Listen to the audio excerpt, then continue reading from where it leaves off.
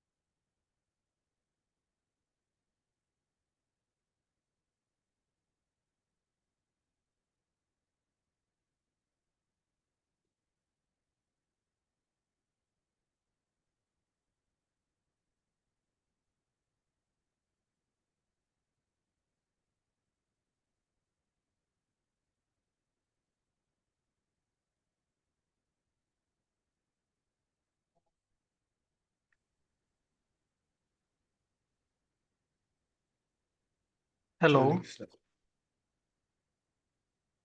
Hello, ഞാൻ audible അല്ലേ? ഓഡിയോളാണ് sir, പറഞ്ഞോളൂ. ഓഡിബിൾ ആണ്. ഹലോ, എല്ലാവർക്കും ഗുഡ് ഈവനിങ്. എൻ്റെ പേര് അമീർ എന്നാണ്. ഞാൻ വിംബിൾ അക്കാഡമിയിലെ ഒരു സ്റ്റുഡൻ്റ് ആയിരുന്നു. ഇന്ന് നമുക്ക് ഈ സെഷൻ എടുക്കുന്നത് നിസാവ് സാറാണ്. നിസാവ് സാറ് നമുക്കറിയാം, ആള് കൗൺസിലറാണ്. അതേപോലെ തന്നെ ഒരുപാട് സെഷൻസ് നമുക്ക് വളരെ ഇൻഫോർമേറ്റീവ് ആയിട്ടുള്ള സെഷൻസ് സാർ എടുത്തിട്ടുണ്ട്. സാറിൻ്റെ തന്നെ ഒരു സ്റ്റുഡൻ്റ് ആണ് ഞാൻ. അപ്പോൾ സാറിനെ ഈ സെഷൻ എടുക്കാൻ വേണ്ടി ഞാൻ സ്വാഗതം ചെയ്യുന്നു. സാർ.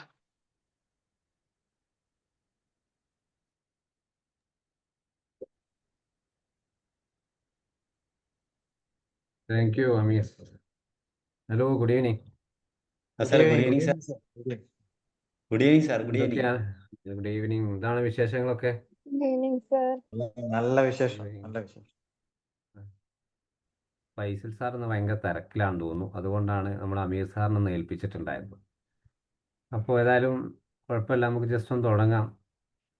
പിന്നെ ഒരു തട്ടിക്കുട്ടി ഉണ്ടാക്കിയൊരു PPT ആണ്. പെട്ടെന്ന് സമയമില്ലാത്തത് കൊണ്ട് ഇപ്പൊ ഇത് കാണുന്നുണ്ടോ? കാണാനുണ്ട്. കാണുന്നുണ്ട്. അവിടെ കാണുന്നു. പക്ഷെ എനിക്കത് PPT മൂവ് ചെയ്യാൻ പറ്റുന്നില്ലല്ലോ.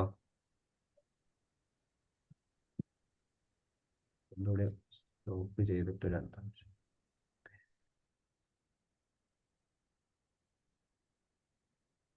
Okay okay okay. അപ്പോൾ മൂവിങ് കാണുന്നുണ്ടല്ലേ? ഓക്കെ. അപ്പോൾ നമ്മളെ ഒരു സൈക്കോ തെറാപ്പിയുടെ ഭാഗമായിട്ട് തന്നെ നമ്മൾ കുറേ ഇപ്പോൾ കഴിഞ്ഞ 2 ആഴ്ചകൾ നടന്നിട്ടില്ല. കുറേ ശാരീരികമായിട്ടുള്ള ബുദ്ധിമുട്ടുകളൊക്കെ ഉള്ളത് കൊണ്ട് ഒക്കെ ക്യാൻസലായിരുന്നു. ഓക്കെ, എനിവേ എല്ലാവർക്കും ഒരിക്കൽ കൂടി സന്തോഷം അറിയിക്കുകയാണ്. നമ്മൾ ഇന്നത്തെ ഒരു ടോപ്പിക്ക് എന്ന് പറയുന്നത് ഓവർ തിങ്കിങ് ആണ്. നമുക്ക് എല്ലാവർക്കും ഉള്ളൊരു സാധനമാണല്ലോ ഓവർ തിങ്കിങ് എന്ന് പറയുന്നത്. അപ്പോൾ ഒരു ചിന്തയിൽ നിന്നും, അപ്പോൾ നമ്മൾ CBTയിലൊക്കെ പഠിച്ചിട്ടുണ്ട് ഓട്ടോമാറ്റിക് തോട്ട്, അല്ലെങ്കിൽ നെഗറ്റീവായിട്ടുള്ള ചിന്തകൾ. ഈ ഒരു ചിന്തകൾ എന്ന് പറയുന്നത് നമ്മൾ പ്രത്യേകിച്ച് ഒരു ക്ലയൻറ്റിൻ്റെ ഭാഗത്തേക്കാണ് നമ്മൾ കൂടുതലായിട്ട് നമ്മളെപ്പോലുള്ള ആളുകൾ ഈ ഒരു മെൻ്റൽ ഹെൽത്ത് മേഖലയിലുള്ള ആളുകൾ ശ്രദ്ധിക്കുക. അതിപ്പോൾ ഒരു ക്ലയൻറ്റ് നമ്മുടെ മുമ്പിൽ ഒരു ക്ലയൻറ്റ് വന്നു കഴിഞ്ഞാൽ നമ്മളൊരു കേസ് ഏറ്റെടുത്ത് കഴിഞ്ഞാൽ ആ ക്ലയൻറ്റിൻ്റെ മാനസികാവസ്ഥ ഏതൊക്കെ തരത്തിലാണ് പോകുന്നത് എന്നുള്ളത് ശ്രദ്ധിക്കുക എന്നുള്ളത് വളരെയധികം പ്രാധാന്യമുള്ള ഒരു കാര്യം തന്നെയാണ്. അപ്പോൾ അതിലേറ്റവും പ്രധാനപ്പെട്ട ഒന്നാണ് ഓവർ തിങ്കിങ് എന്നത്. എത്ര സെഷന് കൊടുത്തിട്ടും എത്ര ആക്ടിവിറ്റീസ് കൊടുത്തും എന്ത് തെറാപ്പി കൊടുത്തും ആൾക്ക് മാറ്റങ്ങളില്ല. അയാൾ ചിന്തിച്ചിങ്ങനെ കൂട്ടുകയാണ്, അല്ലെങ്കിൽ അയാൾക്ക് താൽക്കാലികമായിട്ടൊരു ഹാപ്പിനെസ്സോ ഒരു ചെയ്യുന്ന ജോലികൾക്കൊന്നും ഒരു താല്പര്യമില്ലായ്മ പഴയതുപോലെ ഇങ്ങനെ തുടർന്നുകൊണ്ടിരിക്കുക. അതിൻ്റെ ഇടയ്ക്ക് കൗൺസിലിംഗ് നടക്കുന്നുണ്ട്, അയാളെ ജോലികൾ നടക്കുന്നുണ്ട്, അയാളെ പ്രവർത്തനങ്ങൾ നടക്കുന്നുണ്ട്, എല്ലാം നടക്കുന്നുണ്ട്. പക്ഷേ യാതൊരു മാറ്റങ്ങളില്ല. അയാൾ വീണ്ടും എല്ലാ കൗൺസിലിംഗ് സെഷനും ഒരു 10-15 സെഷൻ കഴിഞ്ഞാലും അയാൾ ഒരേ മെൻറ്റാലിറ്റി നമ്മുടെ കൂടെ നിൽക്കുന്ന ഒരേപോലെ തന്നെയാണ്.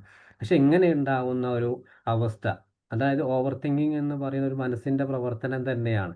ഇതിൽ പ്രധാനമായിട്ടും ഒരു വ്യക്തി അല്ലെങ്കിൽ നമ്മൾ പറയുന്ന ക്ലയൻറ്റ് എന്ന് പറഞ്ഞിട്ടുള്ള ആ വ്യക്തി അയാളുടെ വസ്തുതകൾ അല്ലെങ്കിൽ മീൻസ് ആ സിറ്റുവേഷൻസ് അല്ലെങ്കിൽ അയാളുടെ ജീവിതത്തിലെ ഏതൊക്കെ മേഖലയിലാണ് എക്സ്പീരിയൻസ് ഉള്ളത്, ബാഡ് ആയാലും ഗുഡ് ആയിട്ടുള്ളതും, അല്ലെങ്കിൽ ഫ്യൂച്ചറിലേക്ക് കുറിച്ചിട്ടുള്ള അയാളുടെ സാധ്യതകൾ, ഇതിനൊക്കെ കുറിച്ചിട്ട് നമ്മൾ സാധാരണയായിട്ട് ചിന്തിക്കുമ്പോഴാണ് അതൊരു ഓവർ തിങ്കിങ് എന്ന് പറയുന്നത്. പക്ഷേ ഒരു ക്ലയൻറ്റിൻ്റെ ഭാഗത്ത് നോക്കുന്ന സമയത്ത് വ്യക്തമായിട്ട് അവർ ഒരു പ്രോബ്ലം മാത്രം, അവർക്ക് എവിടെയാണ് പ്രയാസങ്ങളുള്ളത് ആ പ്രയാസങ്ങളുടെ മേഖലയിലേക്ക് മാത്രം അവർ ശ്രദ്ധ കൂടുതലായിട്ട് തിരിക്കുമ്പോഴാണ് ഒരു ചിന്തയിൽ നിന്നും മറ്റൊരു ചിന്തയിൽ നിന്നും റിപ്പീറ്റഡ് ആയിട്ട് പലതരത്തിൽ ചിന്തകൾ അവരുടെ മനസ്സിലേക്ക് കടന്നു വരിക. ഇത് സാധാരണ ഉണ്ടാവുന്ന ഒരു ചിന്തകളല്ല. കാരണം അവർ തോന്നുകയാണ് എനിക്ക് ഈ ഒരു പ്രശ്നങ്ങൾ കാരണം എനിക്ക് എൻ്റെ ജീവിതത്തിൽ ഇനി ഒന്നും നേടാനില്ല എന്നുള്ളത്. അപ്പോൾ ഞാൻ ജസ്റ്റ് ഒരു ഉദാഹരണം പറയും. ഓവർ തിങ്കിങ് ആയിട്ടുള്ള ഒരാൾ, ഇപ്പോൾ ഇപ്പോൾ എനിക്കിപ്പോൾ നിലവിൽ UAE യിൽ നിന്ന് വന്നിട്ടുള്ള ഒരു ക്ലയൻറ്റ് തന്നെയാണ്. അയാൾ ചിന്തകൾ എന്താണ് വന്നിട്ടുള്ളത്, അയാൾ പറയാണ് എനിക്കൊന്നും സാധിക്കില്ല. ഏകദേശം ഒരു 45-50 ഏജിൻ്റെ അടുത്തുള്ള ഒരു ബിസിനസ് മാനാണ്. നിങ്ങൾ ആലോചിക്കണം, ബിസിനസ് ചെയ്യുന്ന ഒരാളാണ് സ്വന്തമായിട്ട്. അതേപോലെ ഈ ഒരു കേസ് ഞാൻ മുമ്പ് എവിടെയൊക്കെ ഷെയർ ചെയ്തിട്ടുണ്ടാകും. കാരണം വളരെ ഒരു റെലവൻ്റ് ആയിട്ടുള്ള കേസായിരുന്നു. പെട്ടെന്ന് തന്നെ നമുക്ക് 1-2 സെഷനിൽ തന്നെ മാറ്റങ്ങൾ ഉണ്ടായിട്ട്, അതും ഓൺലൈനിൽ ചെയ്തിട്ട് നമ്മുടെ CBT ആപ്ലിക്കേഷനിൽ കൂടെ ചെയ്തിട്ട് മാറ്റങ്ങൾ ഉണ്ടായിട്ടൊരു കേസാണ്. അപ്പോൾ അയാൾ നിലവിൽ നമ്മോട് എന്താ പറഞ്ഞത്, എന്നെക്കൊണ്ടൊന്നും ചെയ്യാൻ പറ്റുന്നില്ല, ഞാൻ വളരെയധികം പരാജിതനാണ്, ജീവിതത്തിൽ ഞാനൊന്നും നേടിയിട്ടില്ല എന്ന് പറഞ്ഞു വരുന്ന ഒരാൾ എവിടെ നിന്നാണ് ഈ ഒരു ചിന്തകൾ അയാൾക്ക് വന്നിട്ടുണ്ടായിരുന്നത്? കാരണം അയാളെ നോക്കുമ്പോൾ സാമ്പത്തികമായിട്ട് നോക്കുമ്പോൾ പ്രശ്നങ്ങളില്ല. പിന്നെ ഒരു ഫാമിലിയുമായിട്ട് നോക്കുന്ന സമയത്ത് പ്രശ്നങ്ങളില്ല. പക്ഷേ ഒരു സാഹചര്യത്തിൽ ഇയാൾക്ക് ഇത് എവിടുന്നാണ് ഈ പ്രശ്നം അത് നമുക്ക് എന്തായാലും കണ്ടെത്തണമല്ലോ. ഏർലി എക്സ്പീരിയൻസ് എന്ന് പറയുന്നത്. ആ ഏർലി എക്സ്പീരിയൻസ് നോക്കുന്ന ഒരു സമയത്ത് അയാൾക്ക് വിസ റിന്യൂവലിന് വേണ്ടി ചില സാമ്പത്തികമായിട്ടുള്ള നിയമപരമായിട്ടുള്ള ചില ബുദ്ധിമുട്ടുകൾ ഇവിടെ വന്നു. ആ സമയത്ത് അയാളുടെ വിസ റിജക്റ്റ് ആയി. അതിനുശേഷം റൂമിലേക്ക് ചെന്നു. സമയത്ത് മറ്റുള്ള കൂട്ടുകാരുടെ കുറച്ച് ഉപദേശങ്ങളും കുറേ ഡിസ്കഷനൊക്കെ അയാൾ പൂർണ്ണമായിട്ടും തകർന്നു. കാരണം നമുക്ക് അങ്ങനെ തന്നെയാണ്, ഒരു കാര്യം നമ്മളോട് പറയുമ്പോൾ പലതരത്തിലുള്ള അഭിപ്രായങ്ങളാണ് ഒരു കൂട്ടായ്മയിൽ നിന്ന് ഉണ്ടാവുക. അതൊക്കെ എന്താണ് ഇയാളെ മാനസികമായിട്ട് ബാധിച്ചു. പക്ഷേ ഈ ഒരു ചിന്തകൾ അവിടെ നിന്നില്ല. പക്ഷേ അയാളുടെ ജീവിതത്തിൽ പണ്ടെങ്ങാനും കഴിഞ്ഞു പോയിട്ട് ജ്യേഷ്ഠാനുജന്മാർക്കിടയിൽ ഇയാളെ ഒരു പരമാവധി അവഗണിച്ചിട്ടുണ്ടായിരുന്ന ഒരു സമയത്ത്, എന്നെക്കൊണ്ട് ഒന്നിനും കഴിയില്ല, നീ എവിടെ എത്തില്ല എന്നുള്ള പണ്ടേ ഒരു മാതാപിതാക്കളെ ഒരു കാര്യങ്ങളൊക്കെ ഈ ഒരു ചിന്തകൾ അയാൾക്ക് വന്ന സമയത്ത് പതിയെ പതിയെ ജീവിതത്തിലുള്ള നേട്ടങ്ങളൊക്കെ അയാൾ മറന്നു പോവുകയാണ്. നല്ല 3 കുട്ടികളുണ്ട്, നല്ല രീതിയിൽ പഠിപ്പിച്ചു, അവർ നല്ല രീതിയിൽ കല്യാണം കഴിപ്പിച്ചു, അവരും ഈ ബിസിനസ്സിൻ്റെ പാർട്ട്നേഴ്സാണ് എന്നൊക്കെ ആണെങ്കിൽ പോലും അയാളെ ചിന്തകൾ തനിക്ക് എവിടേക്കോ നഷ്ടപ്പെട്ടു പോയ, അല്ലെങ്കിൽ ഓർമ്മയിൽ എവിടേക്കോ കുറച്ച് നെഗറ്റിവിറ്റികൾ, അത് മാത്രം അയാളെ കൊണ്ടുവന്നു. ഒരു ചിന്ത വന്നു, ആ ചിന്തയ്ക്ക് പകരം കൂടുതലായിട്ട് ചിന്തിച്ചു. ഇതേപോലെയാണ് ഒരു ഓവർ തിങ്ക്. ചെറിയൊരു സിറ്റുവേഷൻ അയാളുടെ ലൈഫിൽ സംഭവിച്ചിട്ടുണ്ടെങ്കിൽ, ചിലപ്പോൾ ഒരു റിജക്റ്റഡ് ആയേക്കാം, അല്ലെങ്കിൽ ഒരു ക്രിറ്റിസിസം ആയിരിക്കാം, ഏതെങ്കിലും ഒരു തരത്തിൽ എന്തെങ്കിലും ഒരു സാഹചര്യത്തിൽ ചെറിയൊരു പ്രശ്നം അയാളുടെ ലൈഫിൽ വന്നിട്ടുണ്ടെങ്കിൽ അത് റിയലൈസ് ചെയ്യാതെ മുന്നോട്ട് പോകുമ്പോഴാണ്, ഒരേ പാതയിൽ കൂടെ സഞ്ചരിക്കുമ്പോഴാണ് അത് യഥാർത്ഥത്തിൽ ഒരു മാനസികമായിട്ടുള്ള രീതിയിൽ ഒരു ഓവർ തിങ്കിങ് എന്ന് പറയുന്നത്. അപ്പോൾ നമുക്ക് അത് റിലേറ്റഡ് ആയിട്ട് എങ്ങനെയാണ്, ഏതൊക്കെ രീതിയിലാണ് ഇതിൻ്റെ പ്രധാനമായിട്ടുള്ള ഏതൊക്കെ രീതിയിൽ നമുക്ക് ഓവർ തിങ്ക് മനസ്സിലാക്കാം, അതെങ്ങനെയാണ് തിരിച്ചറിയുക എന്നുള്ളത്. അപ്പോൾ നമ്മൾ ഈ പറഞ്ഞിട്ടുള്ള കാര്യങ്ങളാണ് അത് പ്രധാനമായിട്ടുള്ള ഒരു സിംറ്റംസുകളാണ്. റിപ്പീറ്റഡ് ആയിട്ടുള്ള തോട്ടുകൾ എന്ന് പറയുന്നത്. ഈ റിപ്പീറ്റഡ് ആയിട്ടുള്ള തോട്ടുകൾ എന്ന് പറയുമ്പോൾ ഒരേ കാര്യം തന്നെ ആവർത്തിച്ച് ചിന്തിക്കുക. ഇപ്പോൾ ഇയാളുടെ കാര്യം തന്നെ പറയുമ്പോൾ അയാൾ എന്താണ് അയാൾ എപ്പോഴും ചിന്തിക്കുകയാണ്, ഞാൻ ജീവിതത്തിലൊന്നും നേടിയിട്ടില്ല, ഞാനത് പൂർണ്ണ പരാജിതനാണ്. കാരണം എന്താണ്, ഞാൻ എല്ലാ കാരണം സംഭവിച്ചിട്ട് എന്താണ്, അയാളുടെ ലൈഫിൽ ഇപ്പോൾ പ്രസൻ്റ്ലി പ്രോബ്ലത്തിൽ സംഭവിച്ചിട്ട് ഒരു സമയത്ത് ഒരു സ്ഥലത്ത് മാത്രമാണ് റിജക്ഷൻ ഉണ്ടായിട്ടുള്ളത്. പക്ഷെ അയാളുടെ ചിന്തകൾ എന്താണ്, ആ ഒരൊറ്റ സിറ്റുവേഷൻ വെച്ചിട്ട് അയാളുടെ ജീവിതത്തിൽ ഉണ്ടായിരുന്ന പണ്ട് കഴിഞ്ഞിട്ടുള്ള എല്ലാ കാര്യങ്ങളും അയാൾ ഓർത്തെടുത്തിട്ട് വല്ലാത്തൊരു മാനസിക അവസ്ഥയിലേക്ക് പോയി. ഈ ഒരു അവസ്ഥ സമയത്ത് വിസ പുതുക്കാൻ പറ്റാത്തൊരവസ്ഥ, റിജക്ഷൻ ആയ സമയത്ത് അടുത്തൊരു പ്രൊസീജിയർ ഉണ്ട്, അടുത്തൊരു ഓപ്ഷൻ ഉണ്ട് അയാൾക്ക്. എന്തുകൊണ്ടാണ് വിസ റിജക്ഷൻ ആയിട്ടുള്ളത്, ആ രീതിയിൽ ചിന്തിക്കാതെ അയാൾക്ക് എന്താണ് ഡിസിഷൻ എടുക്കാൻ പറ്റാത്ത പലതരത്തിലുള്ള ബുദ്ധിമുട്ടുകൾ ഒരു ചിന്തയിൽ വരുന്ന സമയത്ത് പ്രധാനമായിട്ടുള്ള സിംറ്റംസ് ആണ് അയാൾക്ക് മുന്നോട്ടുള്ള ജീവിതത്തിൽ ഒരു ഡിസിഷൻ എടുക്കാൻ പറ്റാത്ത ഇതിലൊക്കെ ഒരവസ്ഥയിൽ അയാൾ നിൽക്കുക. പിന്നെ അതേപോലെയാണ് ഇമോഷൻ ഇമ്പാക്റ്റ് എന്ന് പറയുന്നത്. അയാൾക്ക് വൈകാരികമായിട്ടൊരു പ്രതിഫലനം അയാളുടെ ജീവിതത്തിൽ ഉണ്ടാവില്ല. കാരണം എന്താണ്, വൈകാരികമായിട്ട് ആൾ പൂർണ്ണമായിട്ടും തളർന്നു, വീട്ടിലേക്ക് വിളിക്കുന്നില്ല, കുട്ടികളുമായിട്ട് പിന്നെ കോണ്ടാക്റ്റ് ഇല്ല, അതേപോലെ ഓഫീസിലേക്ക് പോകുന്നില്ല. എന്താണ് കാരണം, അയാൾ ഒരു കിടക്കുന്ന ആ പായിൽ തന്നെ കിടക്കുക, അല്ലെങ്കിൽ എപ്പോഴെങ്കിലും നിസ്കരിക്കാൻ എപ്പോഴെങ്കിലും എഴുന്നേൽക്കുക, അല്ലെങ്കിൽ ഭക്ഷണങ്ങൾ ആരെങ്കിലും നിർബന്ധിച്ചാൽ മാത്രം കഴിക്കുക. ഇതൊക്കെ തന്നെയാണ് വൈകാരികമായിട്ട് ആൾ പൂർണ്ണമായിട്ടും തനിക്ക് എന്താണ് പ്രശ്നം അതുപോലും തിരിച്ചറിയാൻ പറ്റാത്ത രീതിയിൽ അയാൾ പൂർണ്ണമായിട്ട് തകർന്നു പോകുന്ന ഒരവസ്ഥ. പിന്നെ അതേപോലെ കൊഗ്നിറ്റീവ് ഡിസ്റ്റോർഷൻസ് ഉണ്ടാവും. കാരണം എന്താണ്, കൊഗ്നിറ്റീവ് ഡിസ്റ്റോർഷൻ നമുക്ക് തിരിച്ചറിയാവുന്നത് ബ്ലാക്ക് ആൻഡ് വൈറ്റ് തിങ്കിങ്.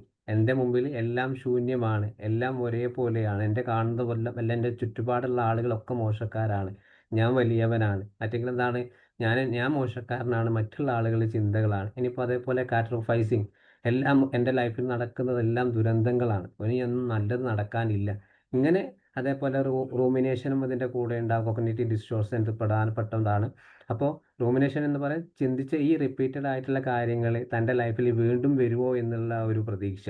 ഇനി ഇതേപോലെ സംഭവിച്ചാൽ എൻ്റെ എല്ലാ ബിസിനസ്സും ഇവിടെ UAE തകർന്നു പോകാൻ സാധ്യതയുണ്ട്. അതേപോലെ പിന്നെ തകർച്ച കഴിഞ്ഞാൽ എൻ്റെ ഫാമിലി മൊത്തം തകർന്നു പോകും. ഇങ്ങനെയുള്ള പലതരത്തിലുള്ള കൊഗ്നിറ്റീവ് ഡിസ്റ്റോർഷൻസ് എന്താണ് ഈ ഒരു ഓവർ തിങ്കിങ് ഉള്ള ആളുകൾ പ്രധാനമായിട്ടും. പിന്നെ അതിൻ്റെ കൂടെ തന്നെ ബിഹേവിയറൽ കോൺസിക്വൻസസ്, അവർക്ക് എന്താണ് ഉറക്കപ്പത്തെ പ്രശ്നങ്ങൾ ഉണ്ടാവും, അതേപോലെ അവോയ്ഡൻസ് ഉണ്ടാവും, അതേപോലെ സോഷ്യൽ വിഡ്രോവൽസ് ഉണ്ടാവും, പലതരത്തിലുള്ള. അതിൻ്റെ കൂടെ തന്നെ ഹൈ ആയിട്ടുള്ള ആങ്സൈറ്റി, ഡിപ്രഷൻ, ഇങ്ങനെ പലതരത്തിലുള്ള ബുദ്ധിമുട്ടുകളും അവരുടെ ജീവിതത്തിൽ അവർക്ക് ബാധിക്കും. അപ്പോൾ ഈ ഒരു പ്രധാനമായിട്ടുള്ള സിംറ്റംസുകളാണ് നമുക്ക് ഓവർ തിങ്കിങ് ഉള്ള ആളുകൾ നമുക്ക് പ്രധാനമായിട്ട് തിരിച്ചറിയാൻ പറ്റുന്ന കാര്യങ്ങൾ. അപ്പോൾ ഈ ഒരു തിരിച്ചറിയുന്ന സാഹചര്യത്തിൽ നമുക്ക് എപ്പോഴും നമ്മൾ ശ്രദ്ധിക്കേണ്ടത് എന്താണ്, ഇങ്ങനത്തെ ഒരു ക്ലയൻറ്റ് വന്നു കഴിഞ്ഞാൽ, അല്ലെങ്കിൽ ഈ ഒരു പ്രശ്നവുമായിട്ട് സാഹചര്യത്തിൽ നമുക്ക് ഇയാൾക്ക് ഓവർ തിങ്കിങ് ഉണ്ട്, അല്ലെങ്കിൽ കൂടുതലായി ചിന്തകൾ മാത്രം ഫോക്കസ് ചെയ്യുന്ന ക്ലയൻ്റാണ്. അപ്പോൾ നമ്മൾ ശ്രദ്ധിക്കേണ്ടത് എന്താണ്, അയാളെ ചിന്തകളെ തിരിച്ചറിയുക. എന്നാണ്, എപ്പോഴാണ്, എങ്ങനെയാണ് ഈ ഒരു ചിന്തകൾ വന്നിട്ടുള്ളത്. അതായത് രാത്രി കിടക്കുന്ന സമയത്ത് നിങ്ങൾ ഏത് ചിന്തയിൽ നിന്നാണ് തുടങ്ങിയിട്ടുള്ളത്. അയാൾ പറയാൻ നെഗറ്റീവായിട്ടുള്ള, രാത്രി കിടക്കുന്ന സമയത്തായിരിക്കും കൂടുതലായിട്ടുള്ള ചിന്തകൾ ഉണ്ടാവും. ആ ചിന്തകൾ കാരണം രാവിലെ എഴുന്നേൽക്കാൻ വൈകുന്നുണ്ടാവും, ഉറക്കം റെഡി ആയിട്ടുണ്ടാവില്ല, ശാരീരികമായിട്ട് വളരെയധികം മാനസികമായിട്ട് ബുദ്ധിമുട്ടുള്ള ഒരു എനർജി ഉണ്ടാവില്ല. എന്നിട്ട് പിന്നെ ആ രാവിലെ മുതൽ തന്നെ രാത്രി ചിന്തിച്ച പല ചിന്തകളും അയാൾക്ക് റിപ്പീറ്റഡ് വന്നുകൊണ്ട് അതിൻ്റെ ഫലമായിട്ടായിരിക്കും ആ ഒരു ഡെയിലി ലൈഫിൽ അയാളെ ഫങ്ഷൻസിനൊക്കെ ബാധിക്കുക. അപ്പോൾ നമുക്ക് പ്രധാനമായിട്ടും നോക്കേണ്ടത്, ഇങ്ങനത്തെ ആളുകൾ വന്നു കഴിഞ്ഞാൽ എപ്പോഴാണ് ഇത് ആരംഭിച്ചിട്ടുള്ളത്, അല്ലെങ്കിൽ എവിടെ നിന്നാണ് സംഭവിച്ചിട്ടുള്ളത്, എന്തുകൊണ്ടാണ് ഈ ഒരു ചിന്തകൾ അയാളെ ബാധിച്ചിട്ടുള്ളത്. അത് നമുക്ക് പ്രധാനമായി ഈ ഒരു കാര്യങ്ങൾ നോക്കുന്ന സമയത്ത് യഥാർത്ഥത്തിലെ സിറ്റുവേഷൻസ് നമ്മൾ കണ്ടെത്താം, പ്രസൻ്റ്ലി പ്രോബ്ലം നമുക്ക് കണ്ടെത്താൻ പറ്റും. അപ്പോൾ പല ക്ലയൻറ്റുകളും നമ്മൾ മുമ്പിൽ വരുന്ന സമയത്ത് അവർക്കറിയില്ല എന്താണ് പ്രശ്നങ്ങൾ എന്നുള്ളത്. എന്തോ ഒരു മാനസിക ബുദ്ധിമുട്ടുണ്ട് എന്ന് അവർക്കറിയാം. അതേപോലെ നമ്മൾ ഓരോന്നിങ്ങനെ കുത്തി കുത്തി ചോദിക്കുന്ന സമയത്ത് ഡൗൺവേർഡ് ആരോ ടെക്നിക്കൊക്കെ ഉപയോഗിക്കുന്ന സമയത്ത് പല പ്രശ്നങ്ങളും അവർ നമ്മളോട് പറയും.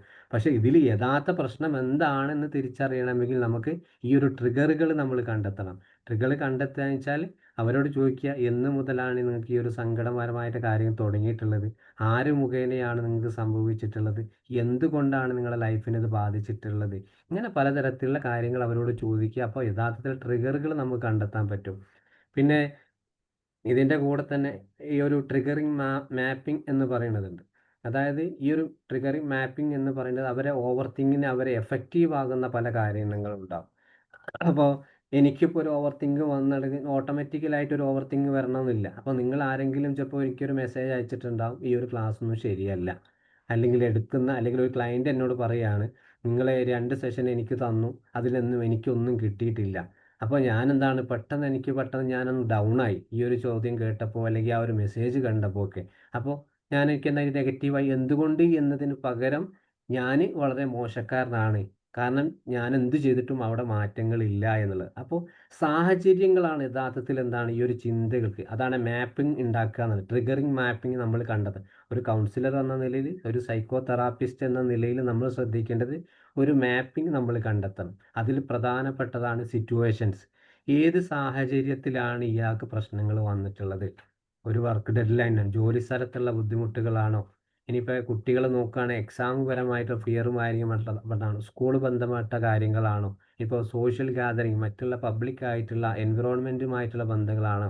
ഇപ്പോൾ ആർഗ്യുമെൻറ്റ്സുകളാണെങ്കിൽ എന്താണ്, എപ്പോഴും മറ്റുള്ള ആളുകൾക്കൊന്നും അവഗണന, എന്ത് പറഞ്ഞാലും ഒരു പ്രതികരണമില്ലാത്ത രീതിയിലൊക്കെ സഞ്ചരിക്കുക, അല്ലെങ്കിൽ പിന്നെ വീട്ടിൽ എന്ത് പറഞ്ഞാൽ കേൾക്കുക. അതൊരു അഡോളസൻസ് കേസുകളൊക്കെ ആകുമ്പോൾ വീട്ടിലെ ആൾക്കാർക്കൊന്നും അംഗീകരിക്കാൻ ഈ ഒരു 16-17 വയസ്സുള്ള കുട്ടികളൊന്നും അംഗീകരിക്കാൻ തയ്യാറല്ല. അവരെന്താണ് പറയുന്നത്, പാരൻ്റ് അംഗീകരിക്കുക എന്നുള്ളത്. അപ്പോൾ ഇതൊക്കെ ഏത് സിറ്റുവേഷനിലാണ് ഈ കുട്ടികൾക്ക് പ്രശ്നം വന്നിട്ടുള്ളത്, അല്ല ഇയാൾക്ക് വന്നിട്ടുള്ളത്, അത് തിരിച്ചറിയുക. പിന്നെ അടുത്തൊരു പ്രധാനപ്പെട്ട ഒരു മാപ്പിംഗ് ട്രിഗറാണ് പീപ്പിൾസ്. ആര് മുഖേനയാണ് എന്നുള്ളതാണ്. ഫാമിലി മെമ്പേഴ്സിൽ നിന്നാണ് പ്രശ്നങ്ങൾ ഉണ്ടായിട്ടുള്ളത്. ഫാമിലി കേസുകളൊക്കെ നോക്കുകയാണെങ്കിൽ ചിലപ്പോൾ ഒന്നുകിൽ ഭർത്താവ് ഭാര്യ, അല്ലെങ്കിൽ ഭർത്താവിൻ്റെ വീട്ടുകാർ, അല്ലെങ്കിൽ ഭാര്യയുടെ വീട്ടുകാർ, ഇതൊക്കെ, അല്ലെങ്കിൽ അച്ഛനമ്മ, ഇതൊക്കെ പലതരത്തിലുള്ള പ്രശ്നങ്ങൾ മാനസികമായിട്ടുണ്ടാകും. അപ്പോൾ ആരിൽ നിന്നാണ് പ്രധാനമായിട്ടുണ്ടായത്? ഇപ്പോൾ പിന്നെ കൊളീഗ്സാണ്, സ്വന്തം ജോലി ചെയ്യുന്ന സമയത്ത് ഇയാൾക്ക് എന്തെങ്കിലും ഒരു മിസ്റ്റേക്ക് പറ്റി. ആ മിസ്റ്റേക്ക് പറ്റിയ സമയത്ത് എന്നും ഇയാൾ ഓഫീസിൽ വരുന്ന സമയത്ത് ഇയാളെ കളിയാക്കുന്ന രീതിയിൽ പറയാണ്. അപ്പോൾ അയാൾക്ക് ഓവറായിട്ട് ചിന്തകൾ വരുന്നത്, ഓവർ തിങ്കിങ് വരും. എൻ്റെ ഭാഗത്തൊരു മിസ്റ്റേക്ക് പറ്റി, അതിന് പകരം അത് തിരുത്തുന്നതിന് പകരം അത് കുഴപ്പമില്ല, ആളുകൾ പറഞ്ഞോട്ടെ, അല്ലെങ്കിൽ എൻ്റെ ഭാഗത്ത് പറ്റിയത് കൊണ്ടല്ലേ എന്ന് ചിന്തിക്കുന്നതിന് പകരം അയാൾ വീണ്ടും വീണ്ടും മറ്റീ പറയുന്ന ആളുകൾക്ക് മുമ്പ് ദേഷ്യം കാണിച്ചു കൊടുക്കും. അതേപോലെ ചെയ്യുന്ന ജോലികളൊക്കെ പിന്നെ ഓട്ടോമാറ്റിക്കായി മിസ്റ്റേക്കുകൾ വന്നു തുടങ്ങും. ഇങ്ങനെ പലതരത്തിലുള്ള പ്രശ്നങ്ങൾ അവിടെ ഇനി ഫ്രണ്ട് സർക്കിളിലാണെങ്കിൽ ഇതേപോലെ തന്നെ എന്തെങ്കിലും കാര്യങ്ങൾ കളിയാക്കിയിട്ടുണ്ടെങ്കിൽ, അല്ലെങ്കിൽ ഒരു സ്ഥലത്ത് ഒരു 5-6 പേര് ഒരുമിച്ച് പോകുന്ന സമയത്ത് നീ വരണ്ട, ഞങ്ങളെ കൂടെ, ഞങ്ങൾ പോയിക്കോളാം എന്ന് ഒറ്റ വാക്ക് ചില സാഹചര്യം പറഞ്ഞാൽ മതി.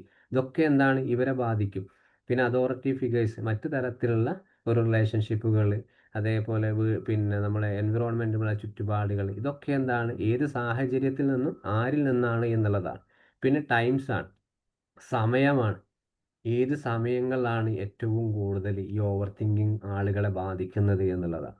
ഒന്ന് നമ്മൾ സിറ്റുവേഷൻ നോക്കി, ഏതൊക്കെ സിറ്റുവേഷനിൽ നിന്ന് എന്തൊക്കെ കാരണങ്ങൾ കൊണ്ടാണ് ചിന്തകൾ കൂടുതൽ മോശമായിട്ടുള്ള അവസ്ഥയിലേക്ക് പോകുന്നത്. പിന്നെ ആരെ കാണുമ്പോഴാണ് ഈ ഒരു ചിന്തകൾ വല്ലാത്തരം ആളുകളെ ബുദ്ധിമുട്ടിക്കുന്നത്. പിന്നെ ഏത് സമയങ്ങളിലാണ് എന്നുള്ളത്.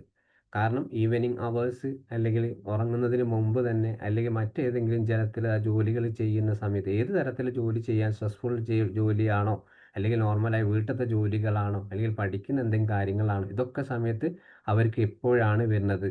അതിൻ്റെ കൂടെ തന്നെ ആ സമയത്ത് അവർക്ക് ചിന്തിക്കുന്ന ഏതൊക്കെ ചിന്തകളാണ് അവരുടെ മനസ്സിൽ വരുന്നത്, ഏറ്റവും കൂടുതൽ ക്രിട്ടിക്കലായിട്ട് സെൽഫ് ക്രിട്ടിക്കൽ തോട്ടുകളാണ് വരുന്നത്, അല്ലെങ്കിൽ പാസ്റ്റ് എക്സ്പീരിയൻസ് ആണോ, അല്ലെങ്കിൽ മുമ്പ് നടന്നിട്ടുള്ള എന്തെങ്കിലും എക്സ്പീരിയൻസിനെ കുറിച്ചിട്ട്, അല്ലെങ്കിൽ ഫ്യൂച്ചറിനെ കുറിച്ചിട്ടുള്ള ചിന്തകളാണോ എന്ന്. അപ്പോൾ നമ്മളൊരു കേസ് കൺസെപ്ച്വലൈസേഷൻ എഴുതുന്ന സമയത്ത് ട്രിഗർ മാപ്പ് ഏതൊക്കെ തരത്തിലാണ് നോക്കേണ്ടത്? ഈ ഒരു ഓവർ തിങ്കിങ് ഉള്ള ആളുകൾക്ക് സിറ്റുവേഷൻ, പീപ്പിൾ, ടൈംസ്, തോട്ട്, 4 കാര്യങ്ങൾ വളരെയധികം ശ്രദ്ധിക്കേണ്ട ഒരു കാര്യമാണ്. കാരണം നമുക്ക് ചിലപ്പോൾ ഒരു ക്ലയൻറ്റ് വന്നു കഴിഞ്ഞാൽ അയാൾക്ക് ഓവർ തിങ്കിങ് ഉണ്ടോ ഇല്ലേ എന്നൊക്കെ പറയാൻ നമുക്ക് പലതരത്തിൽ ടെക്നിക്കുകൾ നമുക്ക് ഉപയോഗിക്കാം. അപ്പോൾ നമുക്ക് അതെന്തുകൊണ്ടാണ് ഈ ഒരു ടെക്നിക്ക് ഉപയോഗിക്കുന്നത്, അത് നമുക്ക് പതിയെ പതിയെ ഉപയോഗിക്കാവുന്ന കാര്യങ്ങളാണ്. പക്ഷേങ്കിൽ നമുക്ക് ഇയാൾക്ക് ഞാൻ തുടക്കത്തിൽ പറഞ്ഞു, ഒരു ക്ലയൻറ്റിന് ഒരു മാറ്റവും ഇല്ലാതെ ഒരേപോലെ തന്നെ ഒരു 2 സെഷൻ 3 സെഷൻ കഴിഞ്ഞിട്ടും നമ്മൾ എന്ത് ആക്ടിവിറ്റീസ് കൊടുത്തിട്ടും, എന്ത് റിലാക്സേഷൻ കൊടുത്തിട്ടും, എന്ത് എക്സ്പോഷർ കൊടുത്തിട്ടും ആൾക്ക് മാറ്റങ്ങളൊന്നും ഇല്ലാതെ ഒരേ പാറ്റേണിൽ കൂടെ സഞ്ചരിക്കുന്ന ഒരു ക്ലയൻ്റ് ആണെങ്കിൽ അയാൾക്ക് ഓവർ തിങ്കിങ് ഉണ്ട് എന്ന് നമുക്ക് മനസ്സിലാക്കണം. അതിപ്പോൾ മനസ്സിലാക്കി കഴിഞ്ഞ ശേഷം ശ്രദ്ധിക്കേണ്ട ഈ ഒരു ട്രിഗറിങ് മാപ്പാണ് നമ്മൾ ഉണ്ടാക്കേണ്ടത്. പിന്നെ അതിൻ്റെ കൂടെ തന്നെ ഒരു ഓവർ തിങ്കിങ് റിലേഷൻഷിപ്പിൽ ഏറ്റവും കൂടുതൽ ഏറ്റവും മെയിനായിട്ടുള്ള ബാധിക്കുന്നത് തന്നെ റിലേഷൻഷിപ്പിലാണ്. കാരണം ഒരു ഭർത്താവ് ജോലിക്ക് പോയി വൈകുന്നേരം ഒരു 5 മണിക്ക് എത്തുന്ന ഒരാൾ 6 മണിക്ക് എത്തിയിട്ടില്ല, 7 മണിക്ക് എത്തിയിട്ടില്ല, 8 മണിക്ക് എത്തിയിട്ടില്ല. 8:30ക്ക് ശേഷം അയാൾ വന്നു. കുറേ എല്ലാ ദിവസവും 5:30ക്ക് വരുന്ന ഒരാൾ 8:30ക്ക് ശേഷം ഒരു ദിവസം മാത്രം വന്നു. അങ്ങനെ അയാൾ ആ ദിവസം ഭാര്യ ഒന്നും മിണ്ടിയിട്ടില്ല, മുഖം കറുപ്പിച്ചൊന്നും പറഞ്ഞില്ല. ഈ 2-ാം ദിവസം ഇതേപോലെ. പക്ഷെ എന്തുകൊണ്ട് അയാൾ നേരം വൈകുന്നു, എവിടെ പോയി എന്ന് ചോദിക്കുന്നതിന് പകരം മനസ്സിൽ ഒരുപാട് ചിന്തകൾ അവരെ മനസ്സിൽ കൊണ്ട് നടക്കുക. അപ്പോൾ റിലേഷൻഷിപ്പിൽ ഈ പറഞ്ഞിട്ടുള്ള ഒരുപാട് പ്രശ്നങ്ങൾ അവിടെ ഉണ്ടാവാനുള്ള സാധ്യതയുണ്ട്. അപ്പോൾ ഈ ഒരു പ്രശ്നം നടക്കുന്ന സമയത്ത് ഏറ്റവും കൂടുതൽ ഈ ഒരു ഫാമിലി കേസുകൾ ആങ്സൈറ്റി ഉള്ള ആളുകൾക്കാണ്. ചിലപ്പോൾ ആണിനാണെങ്കിൽ ഓക്കെ, എന്നോടല്ലല്ലോ. ഓക്കെ, അപ്പോൾ ഒരാണിനാണെങ്കിലോ പെണ്ണിനാണോ നമുക്ക് പറയാൻ പറ്റില്ല. ആങ്സൈറ്റി ഉള്ള ആളുകൾക്ക് ഏറ്റവും കൂടുതലായിട്ട് ഉണ്ടാവുന്നതാണ് അത് പ്രത്യേകിച്ച് റിലേഷൻഷിപ്പിൽ. കാരണം ഒരു റൊമാൻറ്റിക് ലൈഫിലൊക്കെ അല്ലെങ്കിൽ ഓവർ തിങ്ക് കൂടുതലായിട്ട് അവർ കാണാതിരിക്കും. പക്ഷെ ഈ റിലേഷൻഷിപ്പിലാണെങ്കിലും അവർ ഒരിക്കലും രണ്ടുപേർക്കും ഈ ഒരു ചിന്താരീതി ഉണ്ട് തിരിച്ചറിയാൻ പറ്റില്ല. ഇപ്പോൾ ഒരു ഫാമിലി കോൺഫ്ലിക്റ്റ് ഉണ്ടായി നമ്മളടുത്ത് കേസായിട്ട് വന്നാൽ പോലും നമുക്ക് അവർക്കുള്ള ഈ ഒരു തിങ്കിങ് ഉണ്ടാവുമെന്ന് പറയും. അതേ സമയത്ത് നമ്മൾ അവിടെ ഈ 2 ക്ലയൻറ്റിനെ മാറ്റി ഇൻഡിവിജ്വലായിട്ട് നമ്മൾ കൗൺസിൽ കൊടുക്കുകയാണ്. ഇൻഡിവിജ്വലായിട്ട് കൗൺസിൽ കൊടുക്കുന്നത് അവർക്ക് ഏതെങ്കിലും തരത്തിലുള്ള ഒരു ആങ്സൈറ്റി ഡിസോർഡർ അവരെ ബാധിച്ചിട്ടുണ്ടോ എന്ന് നമ്മൾ നോക്കുകയാണെങ്കിൽ അവിടെ നമുക്ക് എന്ത് ചെയ്യും, ഈ ഒരു ഓവർ തിങ്കിങ്ങിൻ്റെ പാറ്റേൺ അവരിൽ നിന്ന് നമുക്ക് കണ്ടെത്താൻ പറ്റും. അതിൽ ഏറ്റവും പ്രധാനപ്പെട്ടതാണ് constant need of re assurance എന്ന് പറയുന്നത്. അതായത് ഈ ഒരു ഓവർ തിങ്കിങ് ഉള്ള ആളുകൾ തന്നെ ഒരു കാര്യം ചിലപ്പോൾ വീട്ടിലേക്ക് ഒരാൾ കയറി വന്നു, ഭർത്താവ് ജോലി കഴിഞ്ഞ് വന്നു, നമുക്ക് എന്തെങ്കിലും ഒരു കാര്യം അയാൾ ജോലി സ്ഥലത്ത് എന്തെങ്കിലും കാര്യം പറഞ്ഞിട്ടുണ്ടെങ്കിൽ എന്തെങ്കിലും ഡിസ്കസ് ചെയ്താൽ, അപ്പോൾ ഭാര്യ ഇതിനെപ്പറ്റി ഇങ്ങനെ ഓരോന്ന് റിപ്പീറ്റഡ് ആയിട്ട് പറഞ്ഞു തന്നെ വീണ്ടും വീണ്ടും ചോദിച്ചാൽ അവരങ്ങനെ പറഞ്ഞിട്ടുള്ളത്. അയാൾ ഓൾറെഡി എല്ലാം വിശദമായിട്ട് പറഞ്ഞിട്ടുണ്ടാവും വീട്ടിൽ. പക്ഷേ അയാൾ ഒരു ട്രിഗർ ബുദ്ധിമുട്ടാക്കുന്ന രീതിയിൽ, ഒരു ഇറിറ്റേറ്റ് ആക്കുന്ന രീതിയിൽ ഭാര്യ നിരന്തരമായിട്ട് ആ കാര്യത്തെക്കുറിച്ച് തന്നെ കിടന്നുറങ്ങുന്നവരെ, ഉറങ്ങിക്കഴിഞ്ഞാലും കിടക്കപ്പായിൽ എത്തിക്കഴിഞ്ഞാലും അതിനെ പറ്റിയിട്ട് ഇങ്ങനെ ചോദിച്ചുകൊണ്ടിരിക്കുന്ന അവസ്ഥ. ആവശ്യങ്ങൾ മനസ്സിലായിട്ടും വീണ്ടും വീണ്ടും അതിനെപ്പറ്റി ചോദിക്കുന്ന ഒരു ആങ്സൈറ്റി. അതാണ് constant need for re assurance എന്ന് പറയും. മറ്റുള്ള ഒരു കാര്യങ്ങൾ നേടാൻ വേണ്ടി റിപ്പീറ്റഡ് ആയിട്ട് ഒരു കാര്യങ്ങൾ ചോദിച്ചറിയുക എന്നുള്ളത്. പിന്നെ അതേപോലെ ട്രിഗറിങ് ഓവർ തിങ്കിങ് എന്ന് പറയുന്നത്. അവിടെ ട്രിഗറിങ് ഓവർ തിങ്ക് എന്ന് പറഞ്ഞതുപോലെ അവർക്ക് ഒരു ട്രിഗർ അവരെ ഫിസിക്കലി ആയിട്ട് ബാധിക്കുക. കാരണം അവർ ഈ പറഞ്ഞിട്ടുള്ള കാര്യങ്ങളൊക്കെ ഭർത്താവ് വീട്ടിലേക്ക് വന്ന് പറഞ്ഞു. ഞാൻ ഉദാഹരണം മാത്രമാണ് പറയുന്നത്.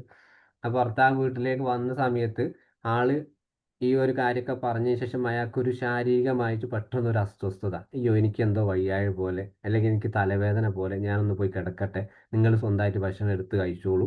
ഇങ്ങനെ പലതരം ടെക്നിക്കുകൾ പറഞ്ഞിട്ട്, എന്നിട്ട് അത് കഴിഞ്ഞ് ആ ദിവസം പിറ്റേന്ന് രാവിലെ എഴുന്നേറ്റ പാടന്നെ അവർ പഴയ കാര്യങ്ങൾ ഓരോ എടുത്ത് പറയുന്ന ഒരു ശീലം.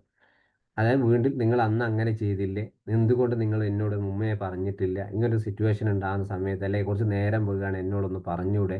അതേപോലെ മനസ്സിൽ ഒരുപാട് വ്യക്തമായിട്ടുള്ള അവരുടെ മനസ്സിലുള്ള കാര്യങ്ങൾ തുറന്നു പറയാനുള്ള ഒരു മടി. അതാണ് ട്രിഗേഴ്സ് ഓഫ് ഓവർ തിങ്കിങ് എന്ന്.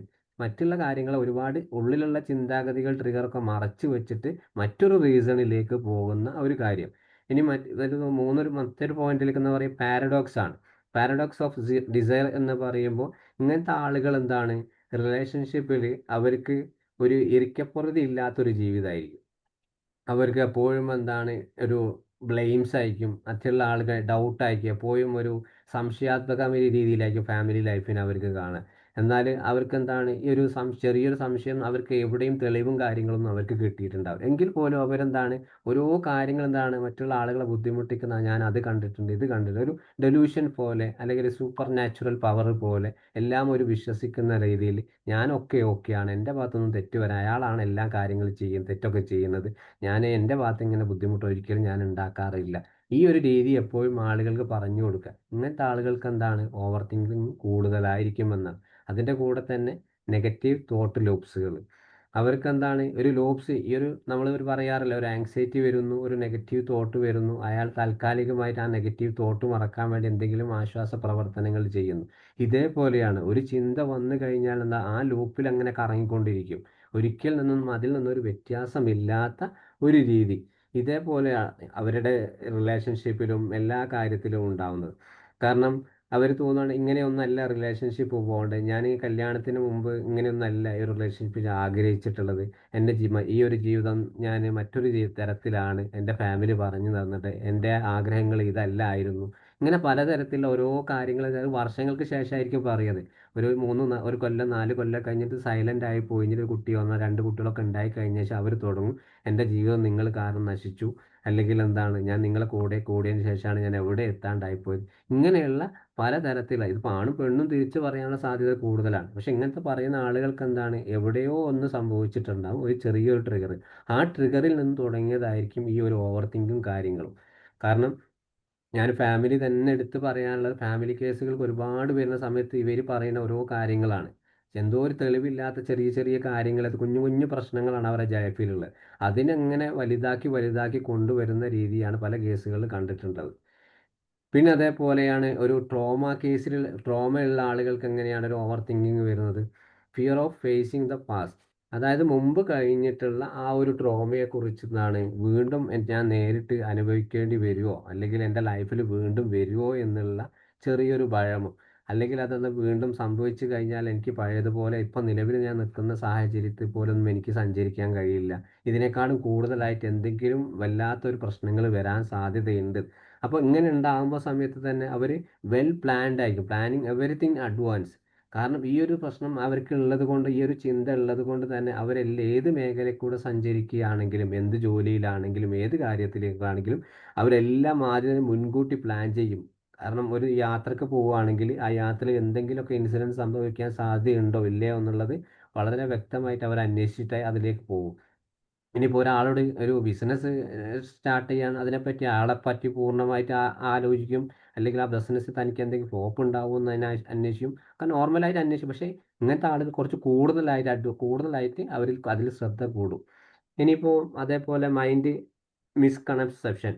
അവിടെ അവർക്ക് ചിന്തകളും അവരുടെ വെറീസുകളും ആശങ്കകളും, ചിന്തകൾ ഇങ്ങനെ പരന്ന് കൊണ്ടുപോവാണ്.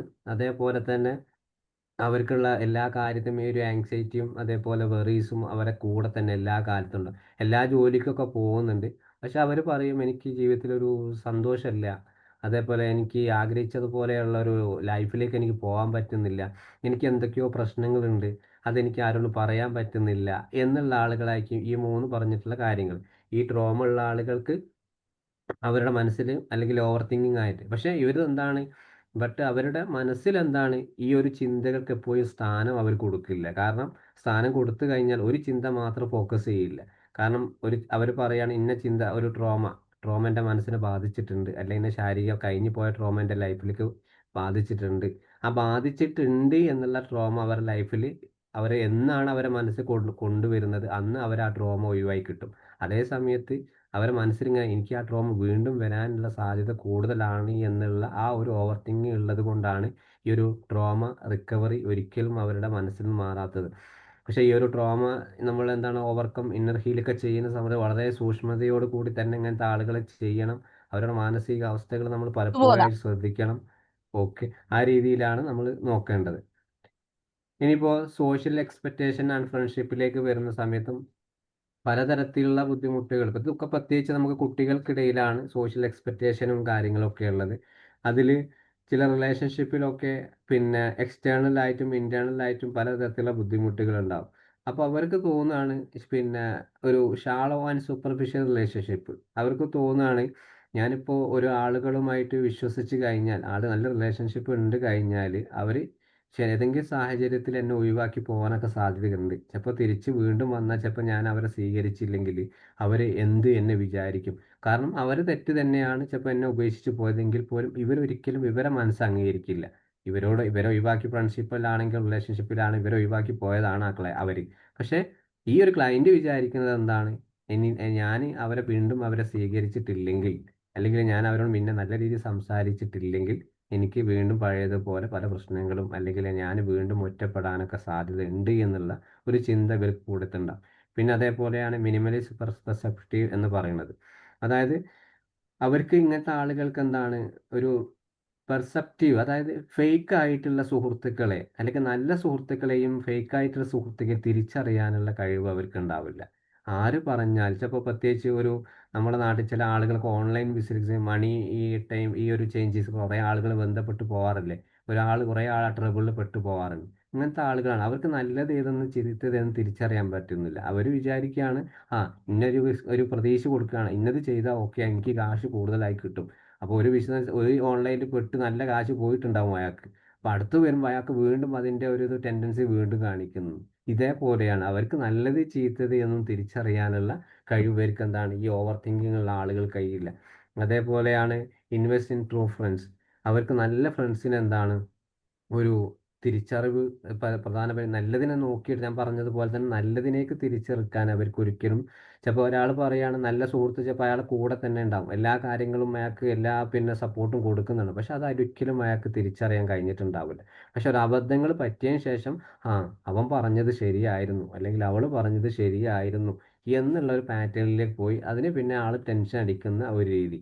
പിന്നീട് നീ പറഞ്ഞത് ഒരിക്കൽ പോലും ഞാൻ കേട്ടിരുന്നെങ്കിൽ എനിക്കിങ്ങനെ സംഭവിക്കില്ല. ഇതിങ്ങനെ റിപ്പീറ്റഡ് ആയിട്ട് അവർ പറഞ്ഞുകൊണ്ടിരിക്കുന്ന ഒരവസ്ഥ.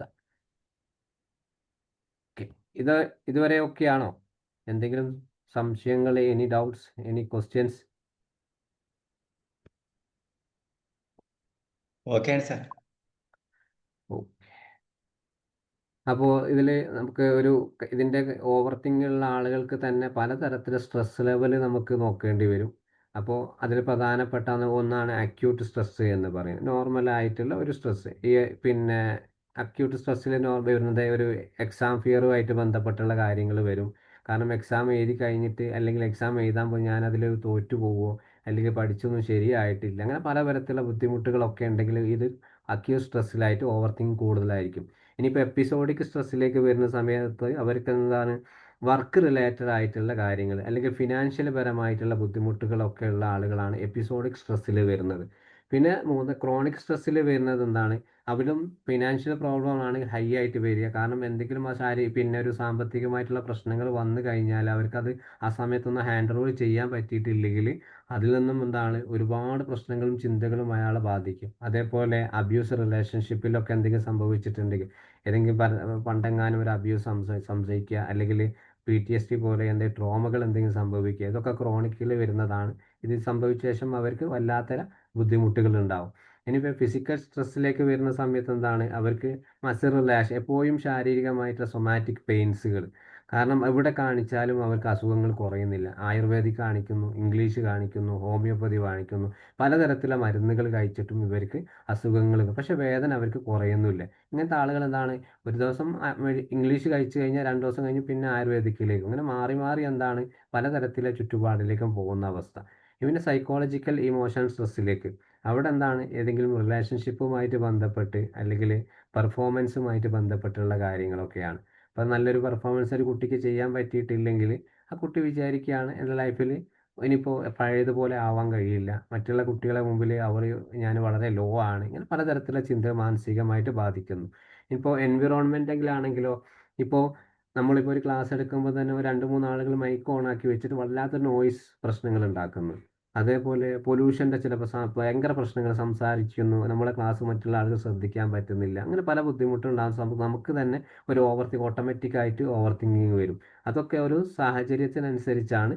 അപ്പോൾ ഇങ്ങനത്തെ ആളുകൾക്ക് എന്താണ് ട്രൊമാറ്റിക് ആയിട്ടുള്ളത് മുതൽ എൻവിറോൺമെൻറ്റ് വരെയുള്ള സ്ട്രെസ്സുള്ള ആളുകൾക്ക് ഇതൊക്കെ നല്ല രീതിയിൽ ബാധിക്കാനുള്ള സാധ്യത കൂടുതലാണ്. ഇനി നമുക്ക് ഇതിൽ എന്തൊക്കെ പ്രധാനമായിട്ടും ചെയ്തു കൊടുക്കേണ്ടത്, ഇങ്ങനത്തെ ആളുകൾക്ക് ഏതൊക്കെ ട്രീറ്റ്മെൻറ്റുകളാണ്, ഏതൊക്കെ രീതിയിലാണ് നമുക്ക് പറഞ്ഞു കൊടുക്കേണ്ടത് എന്നുള്ളതാണ്. ഇനിയിപ്പോൾ നമുക്ക് തന്നെ ഒരു ഓവർ തിങ്കിങ് കാര്യങ്ങൾ വന്നു കഴിഞ്ഞാൽ നമുക്ക് എങ്ങനെയൊക്കെയാണ് അതിനെ ഹാൻഡ് ഓവർ ചെയ്യാമെന്നുള്ളത്. ഇനിയിപ്പോൾ അതിൽ ഏറ്റവും പ്രധാനപ്പെട്ടതാണ് മൈൻഡ്ഫുൾനെസ് ആൻഡ് ഗ്രൗണ്ടിങ് ടെക്നിക്ക് എന്നുള്ളത്. അപ്പോൾ ഒരു മൈൻഡ്ഫുൾ ബ്രീത്തിങ് ആണ്. അപ്പോൾ നമുക്കിതൊക്കെ അറിയുന്ന കാര്യങ്ങളാണ്, റിപ്പീറ്റഡ് ആണ് കാരണം ഇത് എത്ര നമ്മൾ ചെയ്താലും നമുക്ക് ഏറ്റവും കൂടുതൽ നമ്മൾ ക്ലയൻറ്റിന് ഇത് പറഞ്ഞു കൊടുത്താലും അത് വളരെയധികം മാറ്റങ്ങൾ ഉണ്ടാക്കുന്ന ഒരു ഏരിയയാണ് ഒരു ബ്രീത്തിങ് എക്സസൈസുകൾ എന്ന് പറയുന്നത്. അപ്പോൾ പ്രത്യേകിച്ച് ഈ ഒരു ചിന്തകൾ, നമുക്ക് നെഗറ്റീവായിട്ടുള്ള ചിന്തകൾ അല്ലെങ്കിൽ ഒരു കാര്യത്തെക്കുറിച്ച് കൂടുതലായിട്ട് അവസ്ഥാന്തരമല്ലാത്ത രീതിയിൽ ചിന്തകൾ വരുന്ന സമയത്ത് നമ്മൾ ഒരു സ്ഥലത്ത് പോയിരിക്കുക, നല്ല കംഫർട്ട് ആയിട്ടുള്ള സമയത്ത് പതിയെ കണ്ണുകൾ അടയ്ക്കുക. എന്നിട്ട് ഒരു പതിയെ എന്താണ് ഒരു 4 സെക്കൻഡ് കൊണ്ട് എന്താണ് മെല്ലെ പതിയെ മൂക്കിലോട്ട് വലിക്കുക മുകളിലോട്ട്. എന്നിട്ട് 2 സെക്കൻഡ് അത് ജസ്റ്റ് ഒന്ന് ഹോൾഡ് ചെയ്യുക. ആ ഹോൾഡ് ചെയ്യുന്ന സമയത്ത് എന്താണ് ജസ്റ്റ് ഒരു 10 വരെ എണ്ണുക. കാരണം 2 സെക്കൻഡ് ആയോ എന്നറിയാം. 1 2 3 4 5 എന്ന് 10 വരെ ജസ്റ്റ് ഒന്ന് കൗണ്ട് ചെയ്യുക. ആ കൗണ്ട് ചെയ്തതിന് ശേഷം എന്താണ് പതിയെ എന്താണ് വായിലൂടെ ഒരു 4 സെക്കൻഡോട് കൂടി ഇടുക. ആ ഇടുന്ന സമയത്ത് പുറത്തേക്ക് വിടുന്ന സമയത്ത് ജസ്റ്റ് ഒന്ന് നമ്മുടെ വലത്തെ കൈയൊക്കെ നമ്മുടെ വലത്തെ കൈ ഒരു നെഞ്ചിൻ്റെ ഭാഗത്ത് വെച്ച് കഴിഞ്ഞാൽ നമ്മുടെ പൾസിൻ്റെ ആ റേറ്റ് ഒന്ന് അറിയാൻ പറ്റും. അവിടെ നിന്ന് വേണമെങ്കിൽ ഒന്ന് കൗണ്ട് ചെയ്യുക. 1 2 എത്ര ആളെ പൾസിൻ്റെ റേറ്റ് ഒക്കെ ഒന്ന് അറിയാം. കാരണം പൂർണ്ണമായിട്ടും ബ്രീത്തിങ്ങിലേക്ക് തന്നെ ഫോക്കസ് ചെയ്യുന്ന ഒരവസ്ഥ. ഇത് പലതരത്തിൽ എന്താണ് ആങ്സൈറ്റി ഉള്ള ആളുകൾക്കും പല മോഡലായിട്ടാണ് ഇത് കൊടുക്കാറുള്ളത്. പക്ഷെ ഇത് നമുക്ക് എന്താണ് റിപ്പീറ്റഡ് ആയിട്ട് ഇത് ദിവസം ഒരു 5 10ൻ്റെ ഉള്ളിൽ 6 പ്രാവശ്യം എപ്പോഴാണ് നമുക്കിത് ചെയ്യാൻ പറ്റുന്നത്. ഇത് ചെയ്ത് കഴിഞ്ഞാൽ കുറേ അധികം ഈ ഒരു ചിന്തകളിൽ നിന്ന് മാറ്റങ്ങൾ ഉണ്ടാവും. അതേപോലെയാണ് ബോഡി സ്കാനിങ് എന്ന് പറയുന്നത് ഒന്നുകിൽ ഇരിക്കുകയോ അല്ലെങ്കിൽ കിടക്കുകയോ ചെയ്യും. കംഫർട്ട് സോണിൽ ഇരിക്കുക. അതേപോലെ അവിടെ ഈ ഒരു സൈലൻ്റ് ഏരിയയാണ് ഏറ്റവും നല്ലത്. പിന്നെ ഈ പറഞ്ഞതുപോലെ ബഹളങ്ങളും പിന്നെ ആളുകൾക്ക് മുമ്പിലും പിന്നെ മറ്റുള്ള ആളുകൾ കണ്ടുകൊണ്ട് ചെയ്യുക അതൊന്നും പരമാവധി ചെയ്യാതിരിക്കുക. കാരണം എന്താണ് ആളുകൾ നമ്മൾ വീട്ടിൽ നിന്നാണെങ്കിലും വീട്ടിലുള്ള അവർ നോക്കുമ്പോൾ നമ്മുടെ ശ്രദ്ധ അവരിലേക്ക് പോകാനുള്ള സാധ്യത കൂടുതലാണ്. അപ്പോൾ നമ്മൾ ഒന്ന് ജസ്റ്റ് ഒന്ന് കിടന്നിട്ട് കാല് മുതൽ തല വരെ ശരീരത്തിലെ ഓരോ പാർട്സിനെയും നമ്മൾ അതിനെ ഒബ്സർവ് ചെയ്യുക എന്നുള്ളത്. കാലിൻ്റെ തള്ളവരെ മുതൽ തല വരെ. അപ്പോൾ അത് ഓരോ ചെയ്യുന്ന സമയത്ത് നമുക്ക് എന്താണ് ആ ചിന്തകൾ എന്താണ് പൂർണ്ണമായിട്ട് ബ്രെയിൻ ഞങ്ങൾ ഫ്രീ ആക്കി വിടുക. എന്നിട്ട് നമ്മുടെ മൈൻഡ് എന്താണ് കാലാണ്, ഞാനിപ്പോൾ തള്ളവിരലാണ്, കാൽമുട്ടാണ്, അത് വയറിലാണ്, അതേപോലെ പിന്നെ ചെസ്റ്റിലാണ്, ചെവിയിലാണ്, മൂക്കിലാണ്, ഇങ്ങനെ ആ ഒരു ടൈപ്പിലേക്ക് നമ്മൾ എന്താണ് ഓരോ കാര്യം നമ്മുടെ മനസ്സിനെ പൂർണ്ണമായിട്ടും കൊണ്ടുപോകുക. പക്ഷേ ഈ ഒരു സമയത്ത് നമ്മൾ ചെയ്യുന്ന സമയത്ത് എന്ത് ടെൻഷനാണ് നമ്മുടെ ഈ ഒരു സമയത്ത് ഒന്നോ രണ്ടോ തവണ ചെയ്യുന്നുണ്ട്. അപ്പോഴും നമ്മുടെ മനസ്സിലൂടെ ഒരു ചിന്ത വരുന്നുണ്ട്, ഒരു ടെൻഷൻ വരുന്നുണ്ട്. അതെന്താണ് നോട്ടീസ് ചെയ്യാൻ പറ്റുമെങ്കിൽ അവരോട് നോട്ടീസ് ചെയ്യുക. അതൊരു ജേണലായിട്ട് ഒരു പേപ്പറിലേക്ക് അവരോട് എഴുതുക. എന്നിട്ട് എന്താണ് അത് അവരോട് പറയണം. അതൊരിക്കലും എന്താണ് നിങ്ങളത് മോശമായിട്ടുള്ള ചിന്തയായിട്ട് കാണരുത്. അതെന്താണ് ചിലപ്പോൾ നിങ്ങൾക്ക് എന്തെങ്കിലും സാഹചര്യത്തിൽ ബുദ്ധിമുട്ടിൽ വന്നിട്ടുള്ള ഒരു ടെൻഷനോ അല്ലെങ്കിൽ ചെറിയ ബുദ്ധിമുട്ട് വന്നതായിരിക്കാം എന്നുള്ള രീതിയിലാണ് പറഞ്ഞു കൊടുക്കുക. കാരണം അതൊരു ജഡ്ജ്മെൻ്റലായിട്ട് പറയുന്ന സമയത്ത് അവർ കുറ്റക്കാരായിട്ട് ഒരു ചിന്ത വളരെ മോശമാണ്, തെറ്റാണെന്ന് പറയാൻ പാടില്ല. ആ രീതിയിലാണ് ഒരു ബോഡി സ്കാനിങ് കൊടുക്കുക. പിന്നെ അതേപോലെയാണ് ഗ്രൗണ്ടിങ് എക്സസൈസുകൾ. 5 4 3 2 1 ആണ് വളരെ ഇമ്പോർട്ടൻ്റ് ആയിട്ടുള്ള ഏതൊരു സാഹചര്യം നമുക്ക് തന്നെ ചെയ്യാൻ പറ്റുന്ന കാര്യങ്ങൾ. അപ്പോൾ ഒരു 5 കാര്യങ്ങൾ.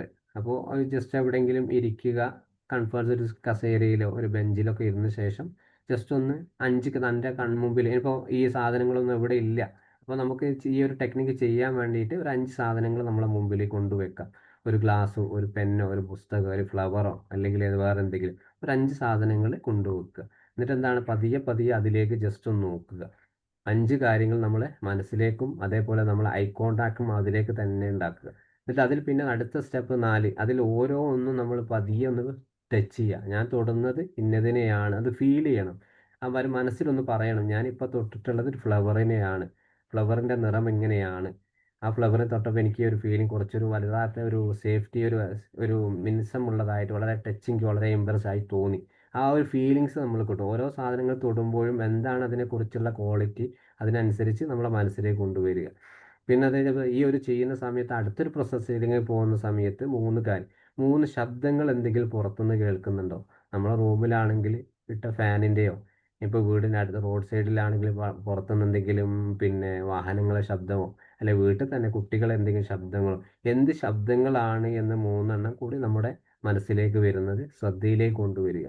പിന്നെ അതേപോലെ 2 സ്മെല്ലുകൾ നമുക്ക് എന്തെങ്കിലും 2 മൂക്കിലൂടെ 2 സ്മെല്ലിനൊക്കെ തിരിച്ചു കൊണ്ടുവരിക എന്നുള്ളതാണ്. ചിലപ്പോൾ നമ്മുടെ ശരീരത്തിൻ്റെ സ്മെല്ലായിരിക്കാം, അല്ലെങ്കിൽ അടുക്കളയിൽ എന്തെങ്കിലും ഫുഡ് ഉണ്ടാക്കുന്ന അതിൻ്റെ സ്മെല്ലാകാം. എന്തെങ്കിലും 2 സ്മെല്ലുകൾ എന്താണ് നമുക്ക് ജസ്റ്റ് നമ്മുടെ ആ ഒരു മൂക്കിലേക്ക് ഇങ്ങനെ ജസ്റ്റ് ഒന്ന് പിന്നെ കൊണ്ടുവരിക. ഫൈനലി എന്താണ് നമ്മളെ നാവിൻ തുമ്പത്ത് ഒരു ടേസ്റ്റ് കൊണ്ടുവരിക എന്നുള്ളതാണ്. ഈ ഒരു ടേസ്റ്റ് കൊണ്ടുവന്നാൽ നമ്മൾ ചിലപ്പോൾ മുമ്പ് എന്ത് കഴിച്ചിട്ടുണ്ടെങ്കിലും വെള്ളം കുടിച്ചു അല്ലെങ്കിൽ ഭക്ഷണം കഴിച്ചതാണോ അല്ലെങ്കിൽ ഇപ്പോൾ ഓർമ്മയിൽ ഏറ്റവും ഇഷ്ടമുള്ള ഒരു ഫുഡാണെങ്കിലും കുഴപ്പമില്ല, ആ സമയത്ത് നമ്മുടെ നാവിൻ തുമ്പത്ത് കൊണ്ടുവരിക എന്നുള്ളതാണ്. ആ ഇത് കഴിഞ്ഞ ശേഷം എന്താണ് 5 കാര്യങ്ങൾ നമ്മൾ ചെയ്തു. ജസ്റ്റ് ഒന്ന് നമ്മുടെ ബോഡി ഒന്ന് സ്ട്രൈറ്റ് ആയിട്ട് നിർത്തുക. അതായത് നമ്മൾ ഇരിക്കുന്നത് സ്ട്രൈറ്റ് ആണെങ്കിൽ പോലും ജസ്റ്റ് ഒന്ന് കുറച്ച് നമ്മുടെ ചെസ്റ്റ് കുറച്ച് ഫ്രണ്ടിലേക്കും അതേപോലെ നമ്മുടെ ബാക്ക് കുറച്ച് ബാക്കിലേക്ക് ആക്കിയിട്ട് ആ ഒരു സ്ട്രൈറ്റ് ആക്കി ഇരുന്നതിന് ശേഷം ഒരു ഡീപ്പ് ആയിട്ടുള്ള ബ്രീത്തിങ് എടുക്കുക. ആ ബ്രീത്തിങ് എടുത്തതിന് ശേഷം വന്നാണ് 4 സെക്കൻഡോ 6 സെക്കൻഡ് എത്ര വേണേ എടുക്കാം. 7-4-8 5-7 ഇങ്ങനെയും വേണം എടുക്കാം. 5 സെക്കൻഡ് മെല്ലെ മുകളിൽ വഴിക്കുക. ഇനിയിപ്പോൾ ഹോൾഡ് ചെയ്യണമെന്നില്ല, പതിയെ വായിലൂടെ തന്നെ എക്സെയിലും ചെയ്യുക. ഈ ഒരു എപ്പോഴും എന്താണ് ഈ ഒരു കൗണ്ടിങ് എക്സസൈസ് ചെയ്യുന്ന സമയത്ത് നമുക്ക് ചിന്തകളെ പൂർണ്ണമായിട്ടും കൺട്രോൾ ചെയ്യാനും എന്താണ് എൻ്റെ പ്രധാനത്തിലുള്ള ഒരു ഓവർ തിങ്കിങ്, എൻ്റെ പ്രശ്നങ്ങൾ എന്തൊക്കെയാണ് ഒരു തിരിച്ചറിവും കൂടി ഈ ഒരു ടെക്നിക്കിൽ കഴിയുമെന്നാണ് സാധാരണ നമ്മൾ പറയാറുള്ളത്. ഒരുപാട് മാറ്റങ്ങൾ ഉണ്ടാവും. പിന്നെ അതേപോലെ മൈൻഡ്ഫുൾ ഒബ്സർവേഷൻ ആണ് അടുത്തത്. കാരണം മൈൻഡ്ഫുൾ ഒബ്സർവേഷൻ എന്ന് പറയുമ്പോൾ നമ്മുടെ ചിന്തകളെ തന്നെ നമ്മൾ എന്താണ് ഒബ്സർവ് ചെയ്യുന്ന ഒരു രീതി. കാരണം ചിലപ്പോൾ വളരെയധികം നെഗറ്റീവ് ആയിട്ടുള്ള ചിന്തകൾ സമയത്ത് ജസ്റ്റ് നമുക്ക് ഈ ഒരു ഓവർ തിങ്ക് കൂടുതലായിട്ട് വരികയാണ്. അപ്പോൾ ഒരു സിറ്റുവേഷൻ നമ്മൾ രാത്രി കിടക്കുന്ന സമയത്താണ് നമുക്ക് വേറെ എങ്ങോട്ട് പോകാനൊന്നും പറ്റില്ല, മറ്റൊരു ജോലിക്കൊന്നും പോകാൻ പറ്റില്ല. അപ്പോൾ എന്താണ് ആ ഒരു ചിന്തകൾ വരുന്ന സമയത്ത് ജസ്റ്റ് ഒന്ന് അന്ന് ദിവസത്തിൽ ആ ഒരു ദിവസം നിങ്ങൾക്ക് ഏറ്റവും മനോഹരമായിട്ടുള്ള ഏറ്റവും സന്തോഷമായിട്ടുള്ള അല്ലെങ്കിൽ കുറഞ്ഞ ദിവസങ്ങൾക്ക് മുമ്പ് നിങ്ങളെ മനസ്സിലേക്ക് ഒരു ഹാപ്പിയസ് ആയിട്ട് മൊമെൻറ്റിനെ നമ്മൾ കൊണ്ടുവരിക എന്നുള്ളതാണ്. ആ മാക്സിമം ഒരു മൊമെൻറ്റിനെ കൊണ്ടുവന്നു കഴിഞ്ഞാൽ അവർക്ക് എന്താണ് പിന്നെ ഈ ഒരു പ്രശ്നങ്ങൾ എന്താണ് അവർക്ക് ഈ ഒരു നെഗറ്റീവ് ചിന്തകൾ തിരിച്ചറിയാൻ കഴിയും. എങ്ങനെയാണ് ഇതൊരു ബാധിച്ചിട്ടുള്ളത്, എൻ്റെ മനസ്സിലേക്ക് ഈ ഒരു നെഗറ്റീവ് എത്രത്തോളം ഈ ഹാപ്പിനെസ്സും ഇതുമായി കണക്ട് ചെയ്യാൻ പറ്റുന്നില്ല, എന്ത് കൊണ്ടുവന്നിട്ടും അയാൾക്ക് മനസ്സിലാക്കാൻ പറ്റുന്നില്ലെങ്കിൽ അയാളെ പ്രശ്നങ്ങൾ സ്വയമായിട്ട് തന്നെ തിരിച്ചറിയാൻ പറ്റും. ഈ ഒരാഴ്ചത്തെ കാര്യങ്ങൾ ആലോചിക്കുന്ന സമയത്ത് അയാൾക്ക് എന്നാണ് ആരുമായിട്ട് സംസാരിക്കുന്നതിനാണ് എനിക്കൊരു ബുദ്ധിമുട്ടുണ്ടായിട്ടുള്ളത്, ആ രീതിയിലൊന്ന് മൈൻഡ്ഫുൾ തൻ്റെ ചിന്തകളൊന്ന് ഒബ്സർവ് ചെയ്യുക എന്നുള്ളതാണ്. കാരണം ഈ ഒരു സാഹചര്യത്തിൽ അവർ മുന്നോട്ട് പോകുമ്പോൾ പല ചിലപ്പോൾ ആ സമയത്ത് ഒന്നുകൂടി നമുക്ക് ഉറക്കിന് വല്ലാത്തൊരു ഇറിറ്റേഷൻ ഉണ്ടാവും. അപ്പോൾ ഒന്ന് ജസ്റ്റ് ഒന്ന് എഴുന്നേറ്റിരിക്കുക, അടുത്ത് വെള്ളം ഉണ്ടെങ്കിൽ 1 ഔൺസ് വെള്ളം അവർ മെല്ലെ കുടിക്കാൻ പറയുക.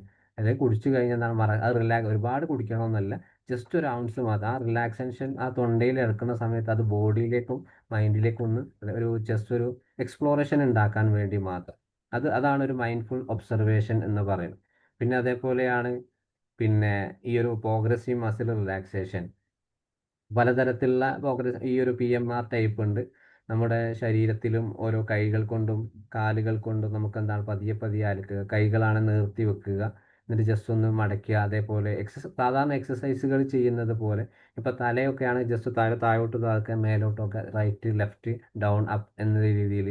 ഇപ്പോൾ ഷോൾഡർ ആണെങ്കിൽ പതിയെ ജസ്റ്റ് ഒന്ന് മുകളിലേക്കൊന്ന് പോകുക, താഴുക, കൈകൾ നീട്ടി വെക്കുക. പിന്നെ അബ്ഡോമൻ്റെ താഴെ എന്താണ് ജസ്റ്റ് ഒന്ന് കാലുകൾ മെല്ലെ അബ്ഡോമൻ ലെവലിൽ കാലുകൾ പൊക്കുക. ഇതൊക്കെ എന്താണ് നമ്മൾ അതിലേക്ക് മാത്രം ഫോക്കസ് ചെയ്യുന്നത്. ഈ ഒരു ചിന്ത വരുന്ന സമയത്ത് അതിലേക്ക് മാത്രം ആ ഫിസിക്കലി ആയിട്ട് ചെയ്യുന്ന കാര്യങ്ങളിൽ മാത്രം പോകും. ഇത് ചെയ്തതിന് ശേഷം വീണ്ടും പഴയതുപോലെ ചിന്തകൾ വരുന്ന സമയത്ത് അവിടെ ഒന്ന് റിലാക്സ് എടുക്കുക, ഒരു ഡീപ്പ് ബ്രീത്തിങ്ങിലേക്ക് പോവുക, അല്ലെങ്കിൽ ഗ്രൗണ്ടിങ് ടെക്നിക്കുകൾ ഏതെങ്കിലും ചെയ്യുക എന്നുള്ളതാണ്. പിന്നെ അതിൻ്റെ കൂടെ തന്നെ നമുക്ക് ഏറ്റവും പ്രധാനമായിട്ട് ചെയ്യേണ്ടത് building new habits and മെയിൻറ്റനിങ് progress എന്നാണ്. ജീവിതത്തിൻ്റെ ശൈലികൾ ഇതുവരെ നടന്നിട്ടുള്ള ഒരുപാട് കാര്യങ്ങൾ ലൈഫ് സ്റ്റൈൽ അഡ്ജസ്റ്റ്മെൻറ്റുകൾ നടത്തണം എന്നുള്ളതാണ്. ലൈഫ് സ്റ്റൈലിൽ എന്തൊക്കെയാണ് പുതിയ പുതിയ മാറ്റങ്ങൾ വന്നിട്ടുള്ളത്, തൻ്റെ ജീവിതശൈലി ഒന്ന് എഴുതി നോക്കുക. ഞാൻ എങ്ങനെയാണ് ഒരു ദിവസം രാവിലെ മുതൽ ഉണർന്നു കഴിഞ്ഞാൽ വൈകുന്നേരം രാത്രി കിടക്കുന്നവരെ എന്തൊക്കെയാണ് ചെയ്യുന്നത്, അതിലെനിക്ക് ഏതൊക്കെ കാര്യങ്ങളാണ് ആസ്വദിക്കാൻ പറ്റുന്നത്, ഞാൻ ആരൊക്കെയോടാണ് കാര്യങ്ങളൊക്കെ സംസാരിക്കുന്നത്, എൻ്റെ കുട്ടികളോട് ഏത് രീതിയിലാണ് ഞാൻ പെരുമാറുന്നത്, എനിക്ക് എന്താണ് ഒരു മുന്നോട്ടുള്ള ഒരു പ്രൊമോഷന് വേണ്ടിയിട്ട് എൻ്റെ ജീവിതത്തിലെ ഒരു മുന്നേറ്റം വരുത്തിന് എന്തൊക്കെയാണ് ചെയ്യേണ്ടത് എന്നുള്ളത്. അപ്പോൾ ആ രീതിയിൽ എന്താണ് ജീവിതത്തിൻ്റെ ശൈലികളൊക്കെ നമുക്ക് അവർക്ക് മാറ്റി കൊടുക്കാൻ പറ്റണം. കാരണം പ്രത്യേകിച്ച് ഡിപ്രഷനുള്ള ആളുകൾക്കൊക്കെ നമ്മുടെ മുമ്പിൽ വന്നു കഴിഞ്ഞാൽ അവർക്ക് ഓവർ തിങ്കിങ് കണ്ടമാനുണ്ടാവും. കാരണം അവർ ചെയ്യുന്ന ഓരോ ജോലികൾ ആക്ടിവിറ്റീസ് ആക്കി നമ്മൾ പറഞ്ഞു കൊടുക്കുക, എന്നിട്ട് അവർക്ക് പോസിറ്റീവായിട്ടുള്ള രീതിയിലേക്ക്. പിന്നെ ഗ്രാറ്റിറ്റ്യൂഡായിട്ട് എന്താണ് നല്ല കാര്യങ്ങൾ മാത്രം പറഞ്ഞ് ഞാനൊക്കെ ശരിയാവും, എൻ്റെ പ്രശ്നങ്ങൾ എന്താണ് ജീവിതകാലം മുഴുവൻ എൻ്റെ കൂടെ ഉള്ളതല്ല, ഇന്ന കാര്യങ്ങളൊക്കെ ചെയ്താൽ ഞാൻ നന്നാവാൻ സാധ്യതയുണ്ട്, കാരണം ഇന്ന ആളുകളോട് ഞാൻ സംസാരിച്ച് കഴിഞ്ഞാൽ എനിക്ക് നല്ലൊരു ആശ്വാസം കിട്ടും, ഞാൻ അവരോട് നല്ല രീതിയിൽ നിന്ന് കഴിഞ്ഞാൽ പ്രശ്നങ്ങൾ ഇനി ഉണ്ടാവില്ല എന്നിങ്ങനെയുള്ള പോസിറ്റീവായിട്ടുള്ള കാര്യങ്ങൾ മാത്രം അവരെ ഫോക്കസ് ചെയ്യുക, നല്ല പ്രവർത്തനങ്ങളിലേക്ക് കൊണ്ടുപോകുക. അത് റിലേറ്റഡ് ആയിട്ട് ബിഹേവിയർ ആക്ടിവേഷൻ നടത്തുക എന്നുള്ളതാണ്. ബിഹേവിയർ ആക്ടിവേഷൻ എന്ന് പറയുമ്പോൾ നമ്മൾ എന്തൊരു ആക്ടിവിറ്റീസ് അവർ കൊടുത്തു കഴിഞ്ഞാലും അതിൽ അവർക്ക് ഉണ്ടാകുന്ന ഒരു ഹാപ്പിനെസ് ആണ്. അതിൽ സന്തോഷിക്കാൻ കഴിയണം. കാരണം അവർക്കൊരു രാവിലെ ഒന്ന് എഴുന്നേൽക്കുക, അല്ലെങ്കിൽ ഒന്ന് ജസ്റ്റ് ഒന്ന് വൈകുന്നേരം നടക്കാൻ പോകുക, ഒരു പൂന്തോട്ടം നനയ്ക്കുക, അതൊക്കെ വെറുതെ നനക്കുക എന്നുള്ളതല്ല, അതിലൊരു അവർ ആസ്വദിച്ച് ചെയ്യുന്നുണ്ടോ, അല്ലെങ്കിൽ അവരൊരു ടൈംസ് നമ്മൾ പറഞ്ഞ ആക്ടിവിറ്റി കറക്റ്റായി ചെയ്യുന്നതിലപ്പുറം എന്താണ് അവരതിൽ പൂർണ്ണമായിട്ട് ആ ഫീലിങ്സോട് കൂടി, കാരണം ഞാനിത് ചെയ്യുന്നത് എൻ്റെ നിലവിലുള്ള ഒരു അവസ്ഥ മാറാൻ വേണ്ടിയിട്ടാണ് എന്നുള്ള ഒരു കാര്യം അവർക്ക് ഓർമ്മയുണ്ടെങ്കിൽ മാത്രമേ അവിടെ പൂർണ്ണമായിട്ടൊരു ബിഹേവിയർ ആക്ടിവേഷൻ നടക്കാനുള്ള സാധ്യതയുള്ളൂ. പിന്നെ അതേപോലെ ഫൈനലി റിലാപ്സ് പ്രിവെൻഷനാണ്. കാരണം ഈ ഒരു പ്രശ്നങ്ങൾ വീണ്ടും വരാതിരിക്കാനുള്ള പ്രിവെൻഷൻ നമ്മൾ ഒരുപാട് കാര്യങ്ങൾ അവർക്ക് ചെയ്തു കൊടുക്കണം. കാരണം വീണ്ടും ചിന്തകൾ വരുന്ന സമയത്ത് അവരോട് ഈ പറഞ്ഞിട്ടുള്ള എല്ലാ ടെക്നിക്കുകളും ഏതെങ്കിലും ഒന്ന് നിരന്തരമായിട്ട് അവരോട് ചെയ്യാൻ പറയുക. പിന്നെ ബുദ്ധിമുട്ടുകൾ കൂടുതലായിരുന്ന സമയത്ത് അവരോട് പറയുക, നിങ്ങളൊരു കൗൺസിലറോ സൈക്കോളജിസ്റ്റിനെയോ തെറാപ്പിസ്റ്റിനെയോ ഒക്കെ ഡയറക്റ്റായിട്ട് വീണ്ടും കൗൺസിലിംഗ് പോകുക. എനിക്കിത് സ്വന്തമായിട്ടൊന്നും ഹാൻഡിൽ ചെയ്യാൻ പറ്റുന്നില്ല, വല്ലാത്ത ബുദ്ധിമുട്ടുകൾ ഉണ്ടാക്കുന്നു. അതിന് ശേഷം അസസ്മെൻറ്റിലൂടെ നമുക്ക് എന്താണ് അവരെ യഥാർത്ഥ പ്രശ്നങ്ങൾ, ചിലപ്പോൾ പ്രശ്നങ്ങൾ ഇന്നും ഇന്നലെ തുടങ്ങിയതായിരിക്കില്ല, വർഷങ്ങൾക്ക് മുമ്പുള്ളതായിരിക്കും, അതിൽ നിന്നും വരുന്ന ചിന്തകളൊക്കെ ആയിരിക്കാം. അത് ചിലപ്പോൾ ഒരു തെറാപ്പിസ്റ്റിന് മാത്രമേ ചിലപ്പോൾ കണ്ടെത്തിക്കാൻ കഴിയുമെന്നുള്ളൂ, അസസ്മെൻറ്റിലൂടെ കണ്ടെത്താൻ പറ്റും. അപ്പോൾ ആ രീതിയിൽ എന്താണ് റിലാപ്സ് പ്രിവെൻഷൻ കൂടി അവർക്ക് നമ്മൾ പറഞ്ഞു കൊടുക്കുക. പിന്നെ ഇതിൽ CBT ബേസിക് ആയിട്ട് നമ്മൾ നോക്കുമ്പോൾ ഇങ്ങനത്തെ ആളുകൾ നെഗറ്റീവായിട്ടുള്ള ചിന്തകൾ നമ്മൾ അവരെ കണ്ടെത്തുകയാണ്. ഓട്ടോമാറ്റിക് തോട്ട്, അതിന് നമ്മൾ തോട്ട് റെക്കോർഡുകൾ, പിന്നെ എക്സ്പ്രസീവ് തോട്ട് റെക്കോർഡ് എന്ന് പറഞ്ഞിട്ടുള്ള ഇതിൻ്റെ കൂടെ തന്നെയുണ്ട്. ആ എക്സ്പ്രസീവ് തോട്ട് റെക്കോർഡാണ് അവിടെ കൊടുക്കുക. കാരണം അവരെ സിറ്റുവേഷൻ എഴുതുന്നു, ആ സിറ്റുവേഷനിൽ അവരെ ഫീലിങ്സ് എഴുതുന്നു, അതിന് ശേഷം അവർക്ക് എന്താണ് ഓട്ടോമാറ്റിക് തോട്ട് എഴുതിയ ശേഷം അവർ ഡയറക്റ്റ് ആയിട്ട് ഒരു പോസിറ്റീവ് എഴുതിയതാണ്. അവിടെ എവിഡൻസ് ബേസും അതേപോലെ അവർക്ക് മറ്റുള്ള ഒരു സുഹൃത്തിന് സംഭവിച്ചാൽ എന്തൊക്കെയാണ് അതൊന്നുമില്ല. അവിടെ ഡയറക്റ്റ് ആയിട്ട് അവർക്ക് ഈ ചിന്തകൾക്ക് എങ്ങനെ പോസിറ്റീവായിട്ട് എഴുതാം എന്നുള്ളത് സ്വയം സെൽഫിലേക്ക് തന്നെ കൊണ്ടുപോകുന്ന ഒരു രീതി. പിന്നെ കൊഗ്നിറ്റീവ് ഡിസ്റ്റോർഷൻസ് ആണ്, നെഗറ്റീവ് ചിന്തകളൊക്കെ തിരിച്ചറിയാനുള്ള ഡിസ്റ്റോർഷൻ ഏതൊക്കെ രീതിയിലാണ്. ഇനിയിപ്പോൾ കാറ്റസ്ട്രോഫൈസിങ് ദുരന്തമായിട്ടുള്ള ചിന്തകളാണോ, അല്ലെങ്കിൽ ജനറലൈസേഷൻ ആണോ, അങ്ങനെ പലതരത്തിൽ നെഗറ്റീവ് ഡിസ്റ്റോർഷൻസ് ഉണ്ട്. അതൊക്കെ അവർക്ക് തന്നെ തിരിച്ചറിയാൻ പറ്റുന്ന രീതിയിൽ നമ്മൾ പറഞ്ഞു കൊടുക്കുക. പിന്നെ സോക്രാറ്റിക് ക്വസ്റ്റ്യൻസ് തന്നെയാണ്, എവിഡൻസ് ബേസ്ഡ് ആയിട്ടുള്ള ചോദ്യങ്ങൾ അവരോട് ചോദിക്കുക. ഏറ്റവും രീതിയിൽ കൗൺസിലിംഗ് മനോഹരമായിട്ടുള്ള, അവർക്ക് മനസ്സിലാവുന്ന രീതിയിൽ, അവർക്ക് ഡീപ്പാവുന്ന രീതിയിൽ കാരണം അവരെ ചിന്തകൾക്ക് എന്ത് തെളിവിൻ്റെ അടിസ്ഥാനമാണ് എന്നുള്ളത് അവർക്ക് പറഞ്ഞ് മനസ്സിലാക്കി കൊടുക്കണം. കാരണം ചിലപ്പോൾ അവരുടെ എക്സ്പീരിയൻസ്, ചിലപ്പോൾ ചിന്തകൾ ചിലപ്പോൾ അവർ എന്തെങ്കിലും ഒരു എക്സ്പീരിയൻസ് ഉണ്ടാവും, നടന്നിട്ടുണ്ടാവും അവരുടെ ലൈഫിൽ. പക്ഷെ അത് നമുക്കെന്താണ് റിപ്പീറ്റഡ് ആയിട്ടുള്ള ഓരോ ചോദ്യങ്ങൾ കൂടെ എന്താണ് അത് മാറ്റിയെടുക്കാൻ പറ്റും. അതാണ് റീഫ്രെയിനിങ് പ്രാക്ടീസ്. അപ്പോൾ നമ്മൾ ഇതുവരെ പറഞ്ഞിട്ട് എല്ലാ കാര്യങ്ങളും എന്താണ് അവർക്ക് പറഞ്ഞു കൊടുക്കുന്നത്, അതൊക്കെ അവരുടെ ലൈഫിൽ നിരന്തരമായിട്ട് കൊണ്ടുപോകാം. കുറഞ്ഞ കാലത്തെങ്കിലും പ്രാക്ടീസായി ചെയ്യാൻ പറയുക. അതേപോലെ ചിന്തകളാണ്, കാരണം അത് പെട്ടെന്നൊന്നും ഒഴിഞ്ഞു മാറാൻ സാധ്യതയില്ല. ഈ ഒരു ടൈപ്പിലാണ് നമുക്ക് എന്താണ് ഓവർ തിങ്കിങ് ഉള്ള ആളുകളെ താൽക്കാലികമായിട്ടെങ്കിലും ഒന്ന് മാറ്റിയെടുക്കാൻ പറ്റുക. ഓക്കെ അല്ലേ? അതെ.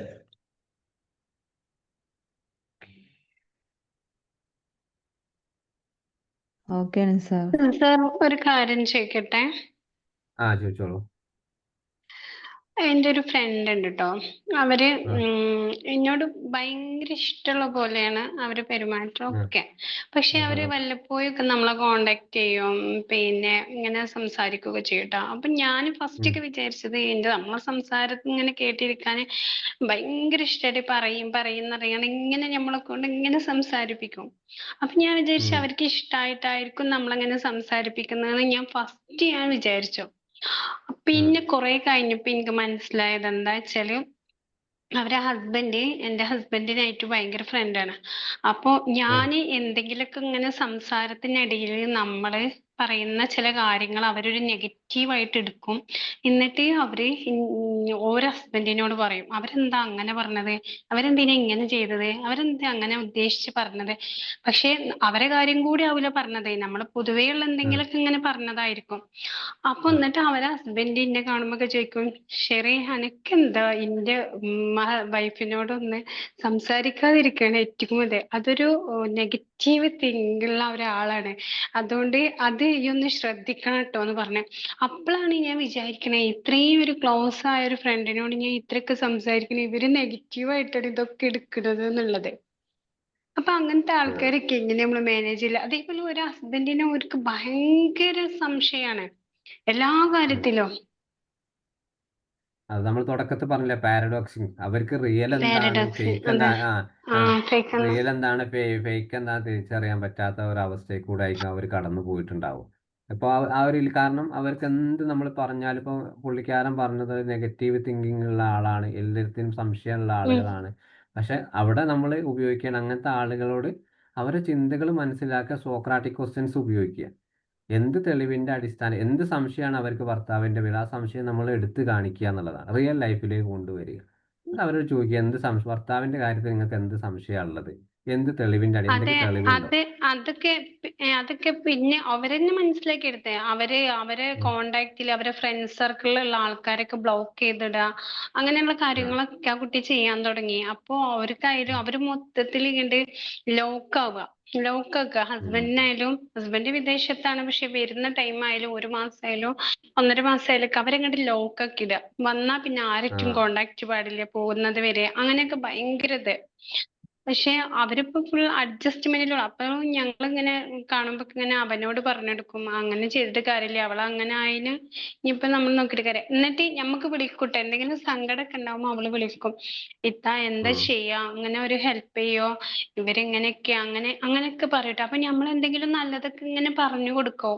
പക്ഷെ ആയിക്കോട്ടെ ഞാൻ ചെയ്തോണ്ട് ശരി, അങ്ങനെ ഇങ്ങനെയെന്നൊക്കെ പറഞ്ഞ് നമ്മളുടെ ഹാപ്പി ആയിട്ടാണ്ട് പോവും. പിന്നെ പിന്നെ കുറെ ദിവസത്തിന് ആളൊരു മൈൻഡും ഉണ്ടാവില്ല, ഒന്നും ഉണ്ടാവില്ല. അപ്പൊ പിന്നെ വേറെ ആള് ഡൗൺ ലെവലിലാണ്. ആയിട്ടുണ്ടാവൂലേ? ആ അതെ അതെ. പക്ഷെ നമ്മളെ ഹാപ്പി ആയിട്ടാണ് പോകും. അപ്പൊ നമ്മൾ വിചാരിച്ചു നമ്മൾ പറഞ്ഞെടുക്കുന്ന കാര്യങ്ങളൊക്കെ ചെയ്യൊരുക്കാരെന്നൊക്കെ നമ്മളിങ്ങനെ ചിന്തിക്കും. പക്ഷെ പിന്നീട് മനസ്സിലാവില്ല ഇത് വേറെ ലെവലാണ്. അതെ അതെ. അതിൽ നമുക്ക് പ്രധാനമായിട്ട് അവർക്ക് ചെയ്യാം, അവരെ ഉറക്കത്തിന്റെ സ്ലീപ്പിംഗ് പാറ്റേൺ ഒന്ന് ശ്രദ്ധിക്കണം. കാര്യമായിട്ട് നമുക്ക് ശ്രദ്ധിക്കാൻ ഒന്ന് പറഞ്ഞു അതെ, കൊടുക്കാനുള്ളത്. അവരെ ഹസ്ബൻഡ് ഇപ്പില്ലേ 1 മാസം മുന്നേ വന്നിരുന്നു കേട്ടോ. എന്നിട്ട് അവരെ ഹസ്ബൻഡ് ഒരു ദിവസം വിളിച്ചിട്ട് പറയണേ, എന്താ ചെയ്യാന്ന് എനിക്കൊരു അറിവും ഇല്ലാത്തൊരവസ്ഥയിലാണെന്ന്. അപ്പൊ എന്താ, അവനും വന്ന അന്ന് തന്നെ ഉറങ്ങാൻ കിടക്കുമല്ലോ, എന്നിട്ട് ഇടക്കിടക്ക് പോവല്ലോ, ഗ്യാസ് ഓഫാക്കിയിട്ടില്ലേ, അതാക്കിയിട്ടില്ലേ, ഇതാക്കിയിട്ടില്ലേ എന്നാണ് ഓരോന്നും പറഞ്ഞ നീച്ചു പോ, ഒരു വെപ്രാളം അതുവരെ ഇല്ലാത്ത എന്തൊക്കെയോ കാട്ടിക്കൂട്ടയല്ലോ. ഇങ്ങനെ ഇടക്കിടക്ക് ഒരു ഓവറായിട്ട് കാട്ടിക്കൂട്ടുക, അങ്ങനെയൊക്കെ പറഞ്ഞു. പിന്നെ അതേമാതിരി തീരെ രാത്രിയൊക്കെ ഓനെ ഇങ്ങനെ ശ്രദ്ധിക്കുമല്ലോ, ഏത് ടൈം ഓൺലൈനിൽ ഉണ്ട് എന്നൊക്കെ. അവൻ വിദേശത്താണ്. അപ്പൊ പിന്നെ എല്ലാ ടൈമും ഏകദേശം ഓൺലൈനിൽ ഉണ്ടാവും. എന്നിട്ട് എന്നും തലവേദന, ഇപ്പൊ മൈഗ്രെയിൻ ആണെന്നൊക്കെ പറഞ്ഞിട്ട് ഇപ്പൊ കുറെ ആയിട്ട് ട്രീറ്റ്മെന്റിലൊക്കെയാണ്. അപ്പൊ മൈഗ്രെയിൻ വരുന്നതിനും ഒരുപാട് കാരണങ്ങൾ ഉണ്ടല്ലോ അല്ലെ. അതെ അതെ. അത് ഈ ഒരു കൂടുതലായിട്ട് സ്ട്രെസ് കൊടുക്കുന്നത് കൊണ്ടാണ് ഓരോ സ്ട്രെസ് കാര്യത്തിനും. കൊടുക്കുന്ന അതെ അതെ. അപ്പോൾ കാര്യമായിട്ട് മൈൻഡ്ഫുൾനെസ് എക്സസൈസ് കൊടുക്കുക എന്നുള്ളത്. പിന്നെ അതിൻ്റെ കൂടെ അക്സെപ്റ്റൻസും, ഏത് സിറ്റുവേഷൻ വന്നു കഴിഞ്ഞാലും അവരോട് ഇനിയിപ്പോൾ അവർ ചിന്തിക്കുന്നത് പോലെ തന്നെ ഒരു ദിവസം സംഭവിച്ചു കഴിഞ്ഞാൽ അത് അക്സെപ്റ്റ് ചെയ്യാൻ അവർക്കോട് അഡ്വാൻസ് ആയി പറഞ്ഞു കൊടുക്കണം. അത് അക്സെപ്റ്റ് പറഞ്ഞു കൊടുക്കുന്ന സമയത്താണ് ഈ ഒരു ചിന്തകൾ അവർ കുറയ്ക്കും. അല്ലാത്ത കാലത്തും അവർക്ക് ഒരിക്കലും അതെ. ചിന്ത മാറാൻ കാരണമില്ല. അതേപോലെ അവരെ അനിയൻ ഇപ്പൊ കല്യാണം കഴിച്ചു. അപ്പൊ ഫസ്റ്റ് ടൈം നമ്മളെ വീട്ടിലേക്ക് പുതിയൊരു ആള് വന്നതല്ലേ. അപ്പൊ അവർക്ക് എന്തോ സുഖമില്ല എന്നൊക്കെ അറിഞ്ഞിട്ട് ഇവര് മെസ്സേജ് അയച്ച് ചോദിച്ചല്ല, അസുഖം മാറിയോ, ഹോസ്പിറ്റലിലൊക്കെ ആയിരുന്നല്ലോ കല്യാണം കഴിഞ്ഞ് കുറച്ച് ദിവസം കഴിഞ്ഞപ്പോ തന്നെ ആ കുട്ടിക്ക്. അപ്പൊ അതൊക്കെയെന്ന് പറഞ്ഞാൽ നമ്മളെ ഫാമിലി, നമ്മളെ അനിയന്മാര് വൈഫ്, അതൊക്കെ നമ്മളതല്ലേ. എന്നിട്ട് ആ കുട്ടി പറഞ്ഞാല് ഫുഡ് കഴിക്കുന്ന ടൈമില് ഇവളോടും കൂടി പറഞ്ഞാല, ഇക്ക മെസ്സേജ് അയച്ചിരുന്നു, എനിക്ക് സുഖല്ലേ ചോദിച്ചു പറഞ്ഞാല. അതൊക്കെ ഭയങ്കര വിഷയാക്കി എടുത്ത് ആ കുട്ടി. പക്ഷെ ഓന് പറഞ്ഞാല് അവന്റെ അനിയന്റെ വൈഫിനോടല്ലേ ചോദിച്ചിരുന്നത്, അതും പുതിയൊരാളല്ലേ, നമ്മളെ വീട്ടിലത്തെ പുതിയൊരാളല്ലേ. അതൊക്കെ ഭയങ്കര സംഭവം. എന്നിട്ട് മൂപ്പരിപ്പോ ഗൾഫിൽ നിന്നൊക്കെ വരിക, 1 വർഷമൊക്കെ കഴിഞ്ഞാൽ വരും, ആകെ 1 മാസം 15 ദിവസമൊക്കെ. എന്നിട്ട് ഇവിടെ ജോലിക്ക് പോകും ഒരു സമാധാനത്തിന് വേണ്ടിയിട്ട്. എന്നിട്ട് ഞാൻ അവരോട് കുറെ പറഞ്ഞു, നല്ലൊരു സൈക്കാട്രിസ്റ്റിനെ കാണിക്കാനൊക്കെ പറഞ്ഞു. അപ്പൊ ഭയങ്കര പാവം തോന്നും നമുക്ക് അവരെ സിറ്റുവേഷൻ കാണുമ്പോ. അത് പിന്നെ നല്ല രീതിയിലൊരു ട്രീറ്റ്മെന്റ് കൊടുക്കേണ്ട ഒരു അവസ്ഥ ഇപ്പൊ തന്നെ കൊടുത്ത് ഏർലി ഇന്റർവെൻഷൻ കൊടുത്ത കുറെ മാറ്റങ്ങൾ ഉണ്ടാവും. പിന്നെ നിങ്ങൾ അതെ. പറഞ്ഞതുപോലെ ഇപ്പൊ അതുമല്ല, അവരറിയുന്ന ഒരാൾ വെച്ചിട്ട് ഒരിക്കലും ഇപ്പൊ സാധാരണ ഇപ്പൊ കൗൺസിലിംഗ് തയ്യാറല്ലെങ്കിൽ ഒരിക്കലും എന്താണ് അവർ അറിയുന്ന പ്രിൻസിപ്പൽസിലോ ഒരാളെ വെച്ചിട്ട് എന്തായാലും ഒരു സൈക്കോ എഡ്യൂക്കേഷൻ കൊടുക്കരുത്. കാരണം അവർ വിശ്വസിക്കില്ല, അവർ കൊടുക്കരുത്. കേൾക്കാൻ അതെ തയ്യാറുമല്ല. അതെ അതെ. അപ്പൊ അതെ. അറിയാത്ത ഒരാളെ പറ്റിയിട്ട് ഇതിനെ പറ്റിയിട്ട് ആ ഒരു പാരഡോക്സ് ഇന്റൻഷനെ പറ്റിയിട്ട് അയാൾക്ക് പൂർണ്ണമായിട്ട് ഒരു സൈക്കോ എഡ്യൂക്കേഷൻ കൊടുക്കുക, 1 ആഴ്ച കണ്ടിന്യൂസ് ആയിട്ട്, ഒരു ദിവസം 1/2 മണിക്കൂർ വെച്ച് അതുമായിട്ട് റിലേറ്റഡ് സംസാരിക്കുക. പിന്നെ അതേപോലെ നെക്സ്റ്റ് വീക്കിൽ എന്താണ് തോട്ട് റെക്കോർഡുകൾ കൊടുക്കുക. ഒരു ജേണൽ എഴുതുക എന്നുള്ളതാണ്. അവരുടെ ചിന്തകൾ എന്താണ് ഒരു പുസ്തകത്തിലേക്ക് പറയുക, എന്നിട്ട് അതിന് ഈ ചിന്തക്ക് എന്ത് തെളിവാണുള്ളത് അവരെ കൊണ്ട് തോട്ട് റെക്കോർഡ് അതേപോലെ എഴുതിയിട്ട് പിന്നെ ഒരു സെക്കൻഡ് തേർഡ് വീക്കിലൊക്കെ ആകുമ്പോൾ എന്താണ് ഒരു ബ്രീത്തിങ് എക്സസൈസ് സ്റ്റാർട്ട് ചെയ്യുക. ഇതൊക്കെയാണ് നോർമലായിട്ട് നമുക്ക് കൗൺസിലിംഗ് എല്ലാം സ്വയമായിട്ട് ചെയ്യാൻ പറ്റുന്ന കാര്യങ്ങൾ.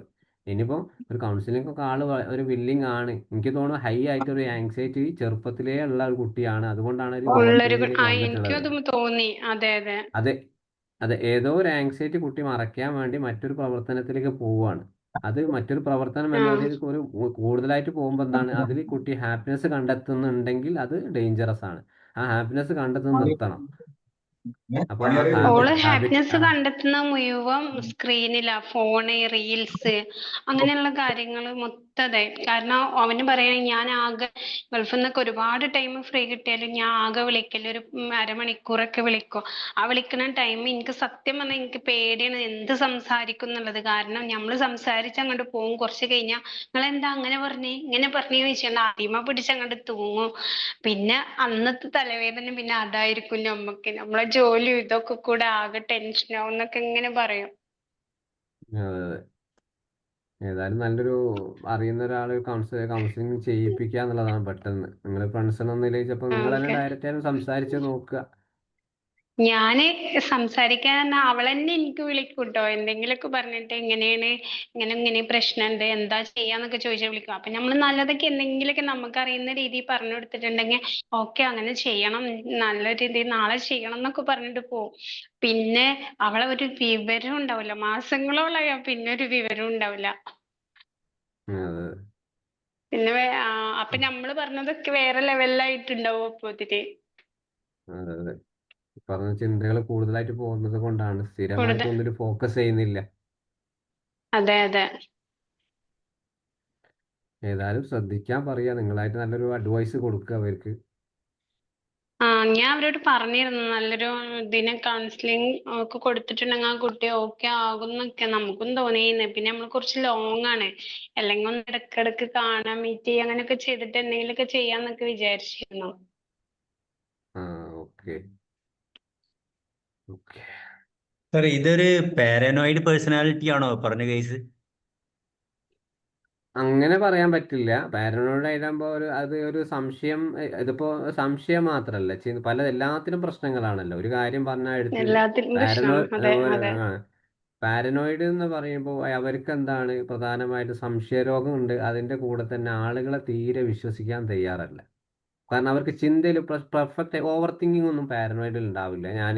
ചിന്തകളുണ്ട്, പക്ഷെ ഒരു പേഴ്സണാലിറ്റി ഡിസോർഡർ എന്ന ആ ഒരു കൺഫേമിലേക്ക് അവർക്കൊന്നും ഇതിലേക്ക് പോകാനുള്ള, അവർ പറഞ്ഞ സ്ഥിതിക്ക് പോകാൻ പറ്റില്ല. പിന്നെ അതുപോലെ പാരനോയിഡ് ഉള്ള ആളുകൾക്ക് ആങ്സൈറ്റി വളരെ ഒരു നോർമൽ സ്റ്റേജിൽ കൂടെയാണ് പോകാനുള്ളത്. കാരണം അവർ ആങ്സൈറ്റി ഒരിക്കലും അവർ അറിയുകയില്ല, അവർ കാണിക്കുക. കാരണം ആളുകളെ വിശ്വസിക്കില്ല, അല്ലെങ്കിൽ സംശയത്തെ ആ ഒരു രീതിയിൽ മാത്രമേ ആളുകളോട് ഇടപെടൂ. അവർ ഇതിലേറ്റവും പ്രശ്നം പാരനോയിഡ് കാണിക്കുന്നത്. പക്ഷെ ഇവര് ആള് പറഞ്ഞ സമയത്ത് ഭയങ്കര സൈലന്റ് ആണ്. വീട്ടിലൊക്കെ ആയാലും തോനെ ഇങ്ങനെ ഓവറായിട്ട് മറ്റുള്ളവർ സംസാരിക്കും പോലെ കണ്ണുക്ക് ഇങ്ങനെ നോക്കി നിൽക്കൂട്ടെ നമ്മളെ, പക്ഷെ തോനെ സംസാരിക്കൂല, എന്നാലും ആവശ്യത്തിന് സംസാരിക്കുള്ളൂ. നല്ലോണം സംസാരിക്കുന്നവരെ കണ്ണുക്ക് ഇങ്ങനെ നോക്കിക്കോ, എന്നിട്ട് ഇങ്ങനെ എന്തെങ്കിലുമൊക്കെ ഒരു നെഗറ്റീവ്സ് ഉണ്ടോന്ന് ഇങ്ങോട്ട് കണ്ടുപിടിക്കും ചെയ്യും. അതെ, ചില ആളുകൾക്കുണ്ടത്. കാരണം ഒന്ന്, അത് എഡ്യൂക്കേഷന്റെ പ്രശ്നങ്ങൾ ഉണ്ടാവും. അവർ പഠിച്ച രീതികളും പറഞ്ഞ് മനസ്സിലാക്കിയിട്ടുള്ള എന്ത് പറഞ്ഞാലും മനസ്സിലാക്കാത്ത, പ്രത്യേകിച്ചും ഒരു ഫാമിലി ലൈഫിലൊക്കെ ചില ആളുകൾക്ക് നമ്മൾ എന്ത് പറഞ്ഞാലും മനസ്സിലാവാത്ത ഒരവസ്ഥ. അപ്പോൾ അത് എന്താണ്, അവർ ജീവിച്ച ശൈലി അതാണ്. നമ്മൾ അവരെന്തുമായി പറഞ്ഞതുപോലെ 100 ദിവസം സൈക്കോ എഡ്യൂക്കേഷൻ കൊടുത്താൽ പോലും അവർ കേട്ട് പോവുക എന്നല്ലാണ്ട് വല്ലാത്തൊരു മാറ്റങ്ങളും അതിലുണ്ടാവില്ല. പിന്നെ സാർ ഈ പറഞ്ഞതുപോലെ പറയൂ. സാർ ഇതിനകത്ത് ശരിക്ക് ഒന്ന് അവര് സങ്കല്പിച്ചു വെച്ച ഒരു അവസ്ഥക്കകത്ത് എവിടെയോ ഒരു പിന്നെ അവരെ പിന്നെ മാരേജ് ലൈഫിനകത്ത് എന്തോ ഒരു ഇൻസിഡന്റ് ഉണ്ടായി എന്നുള്ളതല്ലേ ഇതിനകത്ത് ശരിക്കും ഉണ്ടാവുന്ന ഒരു സംഭവം. കാരണം അതെ, അവരൊന്നിക്കെ അതാ ഞാൻ പറഞ്ഞത്. ഒന്നുകിൽ നല്ലൊരു ഹൈ ആയിട്ടുള്ള ഒരു ആങ്സൈറ്റി അവരെ ബാധിച്ചിട്ടുണ്ട്, ഏതെങ്കിലും അത് മറയ്ക്കാൻ വേണ്ടിയിട്ടുള്ള ഈ ഒരു പ്രശ്നങ്ങളാണ്. ഒന്നുകിൽ സംശയം, അല്ലെങ്കിൽ എന്താണ്, എന്ത് കാര്യങ്ങൾ ചോദിച്ചാൽ അത് റിപ്പീറ്റഡ് എപ്പോഴും ചോദിച്ചുകൊണ്ടിരിക്കുക. രണ്ടാമത്തേത് അവരെ പിന്നെ പാർട്ണറെ കുറിച്ചുള്ള ഒരു അതിയായ സങ്കല്പമോ അല്ലെങ്കിൽ അതിനോടുള്ള ഒരു കൂടുതൽ അറ്റാച്ച്മെന്റ്, മറ്റുള്ളവർക്ക് പങ്കുവെക്കരുത് എന്നുള്ള, അദ്ദേഹത്തിന്റെ സ്നേഹം മറ്റുള്ള ഒരാൾ പങ്കുവെക്കരുത് എന്നുള്ള രീതിയിലുള്ള ഒരു സംഭവം കൂടിയല്ലേ വരുന്നത്. ആ അതെ. പക്ഷെ അതൊരു എയർലി എക്സ്പീരിയൻസ് മൂലമായിരിക്കാം ചിലപ്പോൾ വീട്ടിൽ നിന്ന് ചിലപ്പോൾ പറഞ്ഞു കൊടുത്ത ആ ഒരു കല്യാണത്തിന് മുമ്പ് പല ആളുകൾ പലതും പറഞ്ഞു കൊടുക്കുമല്ലോ. അതിൽ നിന്നും അതെ അതെ മനസ്സിലാക്കി എടുത്തതായിരിക്കാം. അതാണ് സംഗതി. കാരണം ഇങ്ങനെയൊക്കെയാണ് ഒരു മാരീഡ് ലൈഫ് എന്നുള്ള അവര് നേരത്തെ ഒരു ക്രിയേറ്റ് ചെയ്ത് വെച്ച ഒരു സംഗതി ഉണ്ട്. അതിന് വിരുദ്ധമാണ് അവരെ ഇപ്പോ എത്തിപ്പെട്ടത്. അത് അതെ, അപ്പോൾ നമ്മൾ നേരത്തെ ഉദാഹരണം പറഞ്ഞില്ലേ, ഞാൻ വിചാരിച്ചൊരു ജീവിതമല്ല എനിക്ക് കിട്ടിയത്, ഞാൻ വിചാരിച്ച പോലെ അല്ല, എൻ്റെ കൺസെപ്റ്റ് ഒരാളല്ല എൻ്റെ മുമ്പിൽ ഉള്ളത്. ആ ഒരു ചിന്താഗതി അവർക്ക് ഉള്ളത് കൊണ്ട്, പിന്നെ ഉള്ളത് കിട്ടിയത് കൊണ്ട് അഡ്ജസ്റ്റ് ചെയ്യുക എന്നുള്ള ആ ഒരു പ്ലാറ്റ്ഫോമിലേക്ക് വന്ന സമയത്ത് ഈ പറഞ്ഞിട്ടുള്ള പല ചിന്തകളും അവർക്ക് വന്നിട്ടുണ്ടാവണം. കാരണം കിട്ടിയത് അങ്ങ് വിട്ടുകൊടുക്കാനും പോയില്ല, കയ്യിൽ നിന്ന് പോയാൽ പോയില്ലേ. ആ ഒരു ചിന്ത ഉള്ളത് കൊണ്ടാണ് ഈ പറഞ്ഞിട്ടുള്ള ഈ ഒരു പിന്നെ എക്സ്പ്ലോറേഷനും പ്രൊവോക്കൊക്കെ കാണിക്കുന്നത്. പക്ഷെ ഇവിടെ ഇല്ലേ എന്താ ഞങ്ങൾക്കൊക്കെ മനസ്സിലാവണ വെച്ചാല് ഇവനാണെങ്കിൽ നല്ല എല്ലാവരും ഫാമിലി ഫ്രണ്ട് സർക്കിള് എല്ലാവരും ഭയങ്കര ഹെൽപ്പിംഗ് മെന്റാലിറ്റി ഭയങ്കര ഇതുള്ള ഒരാളാണ്. പക്ഷെ അവള് വന്ന ടൈമിൽ തന്നെ നമ്മൾ ഫസ്റ്റ് ഒക്കെ നമ്മൾ മൂന്നാമത്തെ ദിവസമൊക്കെ തന്നെ കല്യാണത്തിന് നമ്മൾ കണ്ടു, പിന്നെ മൂന്നാമത്തെ ദിവസമൊക്കെ നമ്മള് വീട്ടിലേക്ക് വന്ന് 2 ദിവസം നിന്നൊക്കെ ചെയ്യുന്നു. ആ ഒരു ടൈമിൽ നമ്മളോട് കൂടുതൽ സംസാരിക്കണില്ല, ഒന്നുമില്ല. ഇങ്ങനെ നമ്മൾ ചോദിക്കുന്നതിന് മാത്രം മറുപടി പറയാ, അങ്ങനെയൊക്കെ ഉള്ള ഒരാളാണ് അന്നേ നമ്മൾ കണ്ടേ. ആ ഒരു മൂന്നാമത്തെ ദിവസം മുതൽ ഞാൻ കണ്ട ആ ഒരു വ്യക്തിയാണ് അങ്ങനെ തന്നെ. ഇപ്പോഴും ഏകദേശം അവൾ അങ്ങനെ തന്നെ. പിന്നെ അവൾക്ക് എന്തെങ്കിലും പറ്റിയെന്ന് ചോദിച്ചാൽ മറുപടി പറയാം അങ്ങനെ. പക്ഷെ അവനങ്ങനല്ല, അവന് എല്ലാ രീതിയിലും ഇങ്ങനെ ഒരേപോലെ പിന്നെ ഫാമിലിയും മറ്റുള്ളവരൊക്കെ ഒരേപോലെ അങ്ങനെ കാണുന്ന ഒരു വ്യക്തിയും കൂടിയാ. അപ്പൊ അവനക്ക് ഇത് തീരെ അങ്ങോട്ട് അക്സെപ്റ്റ് ചെയ്യാൻ പറ്റുന്നത്. പക്ഷെ എന്നാലും നമ്മൾ കാണുന്നവർക്ക് അവൻ ഭയങ്കരമായിട്ട് അഡ്ജസ്റ്റ് ചെയ്യുന്നതായിട്ട് നമുക്ക് തോന്നല്. കാരണം വീട്ടിൽ വന്ന് കയറുന്ന ടൈമിലും ഒരു 10 മണിക്ക് ടൈം കഴിഞ്ഞാൽ പോലും ഫുഡൊന്നും എടുത്തെടുക്കില്ല, അവര് ഉറങ്ങുമോ അങ്ങനെയൊക്കെയുള്ള ഭയങ്കര ഒരു ഇത്. കാരണം തീരെ നമ്മളങ്ങോട്ട് ഇതാക്കണില്ല എന്നൊക്കെ ഉള്ള ഒരു തോന്നലൊക്കെ അവരിങ്ങനെ പറയും ട്ടോ. എന്താ സംഭവം എന്നറിയാം, കറക്റ്റ് നമുക്ക് മനസ്സിലാവണില്ല. അതെ, ഇത് പതിയെ പതിയെ ഒരു ടോക്സിക്സ് ലൈഫിലേക്കായിരിക്കും പോവുക, റിലേഷൻഷിപ്പിലേക്കായിരിക്കും പോവുക. ഇപ്പൊ ഏകദേശം അയാളെ സംബന്ധിച്ചിടത്തോളം ഒരു ടോക്സിക് ആയിട്ടുണ്ടാവണം. പിന്നെ ഒരു പറഞ്ഞതുപോലെ അതെ ഒഴിവാക്കാൻ അതെ അയാള് പറ്റില്ലല്ലോ, നാട്ടിൽ അഡ്ജസ്റ്റ് സ്ഥിരമായിട്ട് ചെയ്ത് പോവാ. നിൽക്കാത്ത ഒരാളായതുകൊണ്ട് സ്ഥിരമായിട്ട് നാട്ടിലല്ല. അപ്പൊ ഗൾഫിൽ നിന്ന് കല്യാണം കഴിഞ്ഞിട്ട് ഇപ്പൊ 2ാമത്തെ വരവ് വന്നേ. 2 വർഷമായിട്ടുള്ള കല്യാണം കഴിഞ്ഞിട്ട് 2ാമത്തെ വരവ് വന്നിട്ട് ഫുള്ള് വന്ന പിറ്റേന്ന് മുതലേ ഇയാള് ജോലിക്ക് പോവുക. ഇവിടെ എന്ത് ജോലി കിട്ടിയാലും പോവുക. അവിടെ വിദേശത്ത് കഷ്ടപ്പെട്ട് വരുന്നതാണ്, പക്ഷെ ഒരു മാസത്തെ വന്നാല് പോലും ഇയാള് ജോലിക്ക് പോവുക. ഇതൊക്കെ കാണുമ്പോ എല്ലാവർക്കും പ്രയാസമാണ്, വീട്ടുകാർക്കാണെങ്കിലും ഫ്രണ്ട്സ് സർക്കിളിലുള്ളവർക്കൊക്കെ ഭയങ്കര പ്രയാസം തോന്നും അവനെ കുറിച്ച് ഇതാക്കുമ്പോ. പക്ഷെ അവനിവരെ മറ്റുള്ളവരോടൊന്നും ഷെയർ ചെയ്തിട്ടില്ല ഇങ്ങനെ. പക്ഷെ വീട്ടുകാർക്ക് അറിയാം അവളെ സ്വഭാവങ്ങളൊക്കെ. വീട്ടുകാരല്ലേ ഇപ്പൊ ഇത് കംപ്ലീറ്റ് അല്ല, എന്നും കാണുന്നത്. അല്ല, ഇങ്ങനത്തെ കേസുകളൊക്കെ നമ്മളുണ്ടെങ്കിൽ നമ്മളത് ഒരു കാഴ്ചക്കാരായിട്ടല്ല നിൽക്കേണ്ടത്. അവർക്ക് നല്ലൊരു ഫാമിലി കൗൺസിലിംഗ് ഏർപ്പെടുത്തി കൊടുക്കുക. അപ്പോൾ അയാൾക്കും കൊടുക്കുക. അയാൾ അതെ എന്തുകൊണ്ട് നാട്ടിലെത്തി സ്ഥിരമായിട്ട് ജോലിക്കണം, അവളെ പ്രശ്നങ്ങൾ എന്തുകൊണ്ട് അയാൾ മനസ്സിലാക്കാൻ ശ്രമിക്കുക. ഇങ്ങനെ ഒരു പ്രശ്നം അവൾക്ക് ഉണ്ട്, എന്തുകൊണ്ട് അവളെ കൂടെ നിൽക്കുന്നില്ല. ജോലി കയറിയാൽ ഇപ്പോൾ 10 ദിവസം വന്നു, നിങ്ങൾ പറഞ്ഞു 10 ദിവസം വന്നാൽ 15 ദിവസം, ഇതിൻ്റെ ആവശ്യമില്ലല്ലോ. വേറെ എന്തൊക്കെ അവിടെ ഉണ്ട്, ചിലപ്പോൾ കുടുംബത്തിലേക്ക് പോയിക്കൂടെ. അയാൾ എന്തുകൊണ്ട് ജോലിക്ക് പോകുന്നു, അയാൾക്കും എന്തെങ്കിലും ഇതേപോലെ നമ്മൾ അറിയാത്ത എന്തെങ്കിലും സ്ട്രെസ് ലൈഫിലായിട്ടുള്ള എന്തെങ്കിലും ഒരു പ്രശ്നം അയാൾക്കും ഉണ്ടെങ്കിലോ, അത് ഈ കുട്ടിക്ക് അറിയാമെങ്കിലോ. നമ്മൾ കുട്ടീൻ്റെ അയാളോട് ഭാഗം ഞങ്ങൾ മാത്രം നോക്കുന്നുണ്ട്. ചോദിച്ചിട്ടോ ഈ എന്തിനാ ഇങ്ങനെ ജോലിക്ക് പോണെന്ന് വെച്ചപ്പോ അവര് പറഞ്ഞത് എന്താ അറിയോ, നമ്മൾ ഒരു കുറച്ച് ടൈം വീട്ടിലുണ്ടെങ്കിൽ പോലും, നമ്മൾ വീട്ടിൽ ഇരിക്കുകയാണെങ്കിൽ പോലും നമുക്ക് ആരെങ്കിലും ഫോൺ വന്നാലും ഒക്കെ ആ ഫോൺ ഫസ്റ്റ് അവളെടുത്തിട്ട് അല്ലെങ്കിൽ ലൗഡ് സ്പീക്കറിൽ ഇടാൻ പറയും. നമ്മളെ ഫ്രണ്ട്സുകളായാലും അവളെ മുന്നിൽ നിന്ന് നമ്മളിങ്ങനെ ഇങ്ങനെ ഒരു പേടിച്ചിട്ട് സംസാരിക്കണം ലെവലിൽ സംസാരിക്കണം. അവൾക്ക് കേൾക്കണം നമ്മളെ എന്താ പറയണെന്നുള്ളത്. അതൊക്കെ നമുക്കത് അംഗീകരിക്കാൻ പോലും പറ്റണില്ല എന്നാ അവര് പറയല്. അപ്പോ അപ്പോൾ അവൾ മാക്സിമം ജോലിക്ക് ക്യാഷിന് വേണ്ടിയിട്ടല്ല, സമാധാനത്തിന് വേണ്ടിയിട്ട് പുറത്തു പോവുകയാണ് എന്നാ പറയാ. അപ്പൊ അങ്ങനെ ഒരു കാരണം ഫോൺ വന്നാൽ അയാൾക്ക് പറയൂ. അതിനകത്ത് വലിയൊരു ഡിഫക്റ്റ് ഉണ്ട്. കാരണം എന്താ വെച്ചാല് അദ്ദേഹത്തിന്റെ ഒരു നെഗറ്റീവ് മൈൻഡിലാണ് അദ്ദേഹം പോകുന്നത് എന്നുള്ളതാണ് ശരിക്ക്. കാരണം ശരിക്കും എന്താ വെച്ചാൽ അയാൾ ചെയ്യുന്ന ഒരു സാധനം, അയാൾ ജോലിക്ക് പോകുന്നതിന് തന്നെ വന്ന് ഒരു 2 ദിവസം ഇവരെയും കൂട്ടി ഒരു ഔട്ടിങ്ങിനൊക്കെ പോയി ഇവര് 2 മാത്രം സ്വതന്ത്രമായിട്ട് എവിടെയെങ്കിലും ഇരുന്ന് കുറെ കാര്യങ്ങൾ സംസാരിച്ചാൽ 5-10 മിനിറ്റ് കൊണ്ട് തീരാവുന്ന ആ ഒരു മനസ്സിനകത്തെ ഒരു പിന്നെ നീല് മാറ്റിയെടുക്കാൻ പറ്റുന്ന ഒരു സംഗതിയല്ലേ ഉള്ളൂ. ആ ഒരു അതെ സാധനത്തിന് നമ്മളവിടെ ചെയ്യാതെ അയാൾ ഒരു നിഷേധാത്മക നിലപാടോടെ ഇവരുമായിട്ട് അഡ്ജസ്റ്റ്മെന്റ് ചെയ്ത് പോകാൻ കഴിയില്ല, അല്ലെ ഇവരെ അടുത്ത് അത്രയും ഗ്യാപ്പ് ഇട്ടാൻ ആഗ്രഹിക്കുന്ന ഒരു രീതിയിൽ അയാൾ തുടരുന്നത്. ശരിക്ക് രണ്ടാൾക്കും നല്ല സൈക്കോ എഡ്യൂക്കേഷൻ അത്യാവശ്യമാണ്, അത് ഫാമിലി ശരിയാണ്, കൗൺസിലിംഗ് അത്യാവശ്യം.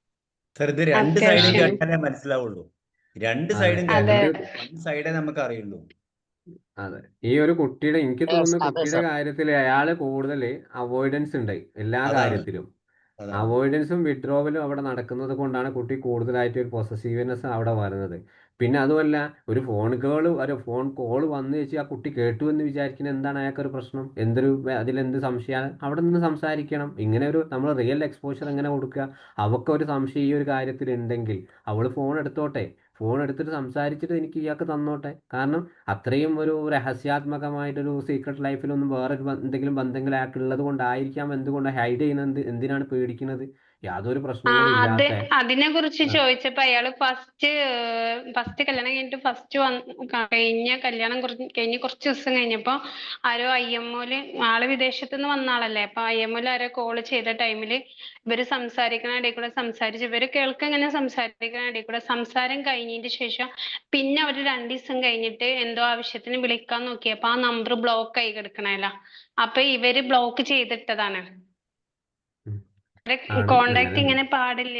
ആ അങ്ങനെയൊക്കെ പറഞ്ഞത്. അപ്പൊ പിന്നെ നമ്മള് ആരോടും സംസാരിക്കാൻ പാടില്ല. നമ്മള് അയൽവാസികളോട് അവര് തൊട്ടടുത്ത ഫാമിലി ഒക്കെ ഉണ്ട്. അപ്പൊ ഫാമിലി ഉള്ളവരൊക്കെ നമ്മളിങ്ങനെ നടന്നു പോകുമ്പോഴൊക്കെ എന്താ പാട്, സുഖല്ലേ എന്നൊക്കെ ചോദിച്ചാല് അതുവരെ ഓള് പ്രശ്നമാക്കി എടുക്കാണ് എന്നാണ് അവര് അതിനൊക്കെ പറയണത്. ഒരു നമുക്ക് ബിഹൈൻഡ് അറിയില്ലട്ടാ അതിനൊക്കെ ഒരു ബിഹൈ കറക്റ്റ്. അതിന് അതെ അതിനൊക്കെ ബിഹൈൻഡ് ആയ ഒരു റീസൺ അയാളെ ഭാഗത്ത് ഉണ്ടാക്കി കൊടുത്തത് കൊണ്ടല്ലേ? അയാൾക്ക് സ്വന്തം ഭാര്യക്ക് അയാൾക്ക് പിന്നെ കാര്യങ്ങൾ മനസ്സിലാക്കാൻ പറ്റാത്തത് കൊണ്ട് എന്തുകൊണ്ട് നിങ്ങളോട് പറയുന്നു?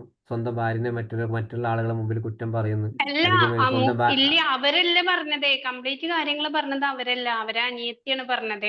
അവന് ആ ഫുൾ അഡ്ജസ്റ്റ് ചെയ്യാണ്. ഇപ്പൊ അനിയത്തിന്റെ ബെസ്റ്റ് ഫ്രണ്ടും കൂടിയാണ്. അപ്പൊ അവരെ പറയണേ ആ അവര് ഭയങ്കര കഷ്ടാണ് അവര് കാര്യം കാണുമ്പോ എന്നൊക്കെ ഇങ്ങനെ പറയും. അപ്പൊ ഞാനിങ്ങനെ ഉം. അവരോടും പറയൂട്ടോ, ഏതെങ്കിലും ഒരു സൈക്കാട്രിസ്റ്റിനെ ഇങ്ങനെ കാണിച്ചൂടെ, എന്തിനാ ഇപ്പൊ ഇങ്ങനെ ഇതാക്കേണ്ട ആവശ്യം, ബുദ്ധിമുട്ടേണ്ട ആവശ്യം എന്നൊക്കെ ഇങ്ങനെ പറയും.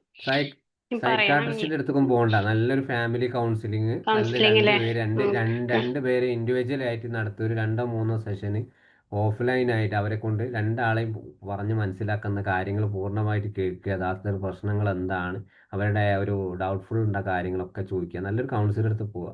ഇതിന് സൈക്കാട്രി ലെവലൊക്കെ എന്താ വലിയ മാനസിക അസുഖം മരുന്നൊക്കെ കഴിക്കാൻ വേണ്ടി ആവശ്യമില്ലല്ലോ. നമ്മളെ നാട്ടിൽ എത്ര നിങ്ങളെ ആ ഏരിയ ലൊക്കാലിറ്റി നല്ലൊരു കൗൺസിലർ ഉണ്ടെങ്കിൽ രണ്ടുപേരെയും ഇൻഡിവിജ്വൽ ആയിട്ട് തെറാപ്പി കൊടുക്കുക, സംസാരിപ്പിക്കുക, എന്നിട്ട് അവരോട് പറഞ്ഞ് മനസ്സിലാക്കുക. എന്നിട്ട് ഭർത്താവിൻ്റെ കാര്യങ്ങൾ അയാൾക്ക് എന്തൊക്കെയാണ് ഇവരെ കുറിച്ച് പറയാനുള്ളത്, ഭാര്യയ്ക്ക് ഭർത്താവിനെ കുറിച്ച് എന്തൊക്കെയാണ് പറയാനുള്ളത്, അതിൽ അത് പറഞ്ഞ ശേഷം ഇവർക്ക് ഏറ്റവും കൂടുതൽ ഇപ്പം ഡെയിലി ഫംഗ്ഷന് ഏറ്റവും കൂടുതൽ അവർക്ക് ഏത് കാര്യത്തിലാണ് ഇയാളെ സംശയമുള്ളത്, അയാൾ എന്തുകൊണ്ടാണ് ഇവിടെ നാട്ടിലത്തെ ജോലിക്ക് പോകുന്നത്, ഇതൊക്കെ നമുക്ക് ഡയറക്റ്റായിട്ട് ചോദിച്ച് അവരോട് ചോദിക്കാം. ഇതൊക്കെ നമ്മൾ സാധാരണക്കാർ ചോദിക്കുമ്പോൾ അവർ പറയൂല. പക്ഷെ ഒരു കൗൺസിലർ എന്ന നിലയിൽ അല്ലെങ്കിൽ തെറാപ്പിസ്റ്റ് എന്ന നിലയിൽ ഒരാൾ ഡയറക്റ്റായിട്ട് പിന്നെ അവരോട് പേഴ്സണലായിട്ട് ചോദിക്കുമ്പോൾ ഒരുപാട് കാര്യങ്ങൾ ഇവർക്ക് പറയാറുണ്ടാവും. കാരണം ഇതേപോലെ ഇയാൾക്ക് ഓക്കെ മറ്റെന്തെങ്കിലും ഓക്കെ. റിലേഷൻഷിപ്പുകൾ ഉണ്ടെങ്കിലോ, അല്ലെങ്കിൽ ഈ പെൺകുട്ടിക്ക് അതെ മുമ്പ് അതെ. ഏതെങ്കിലും റിലേഷൻഷിപ്പിലുണ്ടെങ്കിൽ ഇയാളുമായിട്ട് അഡ്ജസ്റ്റ് ചെയ്യാൻ പറ്റാത്ത എന്തെങ്കിലും പ്രശ്നങ്ങളാണെങ്കിലോ, ഒക്കെ സാധ്യതകളാണല്ലോ. ഉം. അതെ അതെ. എനിക്ക് തോന്നുന്നു അയാൾ എന്തൊക്കെയോ ഹൈഡ് ചെയ്യുന്ന സംഭവം ഇതിലുണ്ട്. അത് കുട്ടിക്ക് ചിലപ്പോൾ അറിയാവുന്നതായിരിക്കും. ചിലപ്പോൾ അയാൾക്ക് മറ്റു തരത്തിൽ എന്തെങ്കിലും റിലേഷൻഷിപ്പ് ഒക്കെ ഉണ്ടാവണം.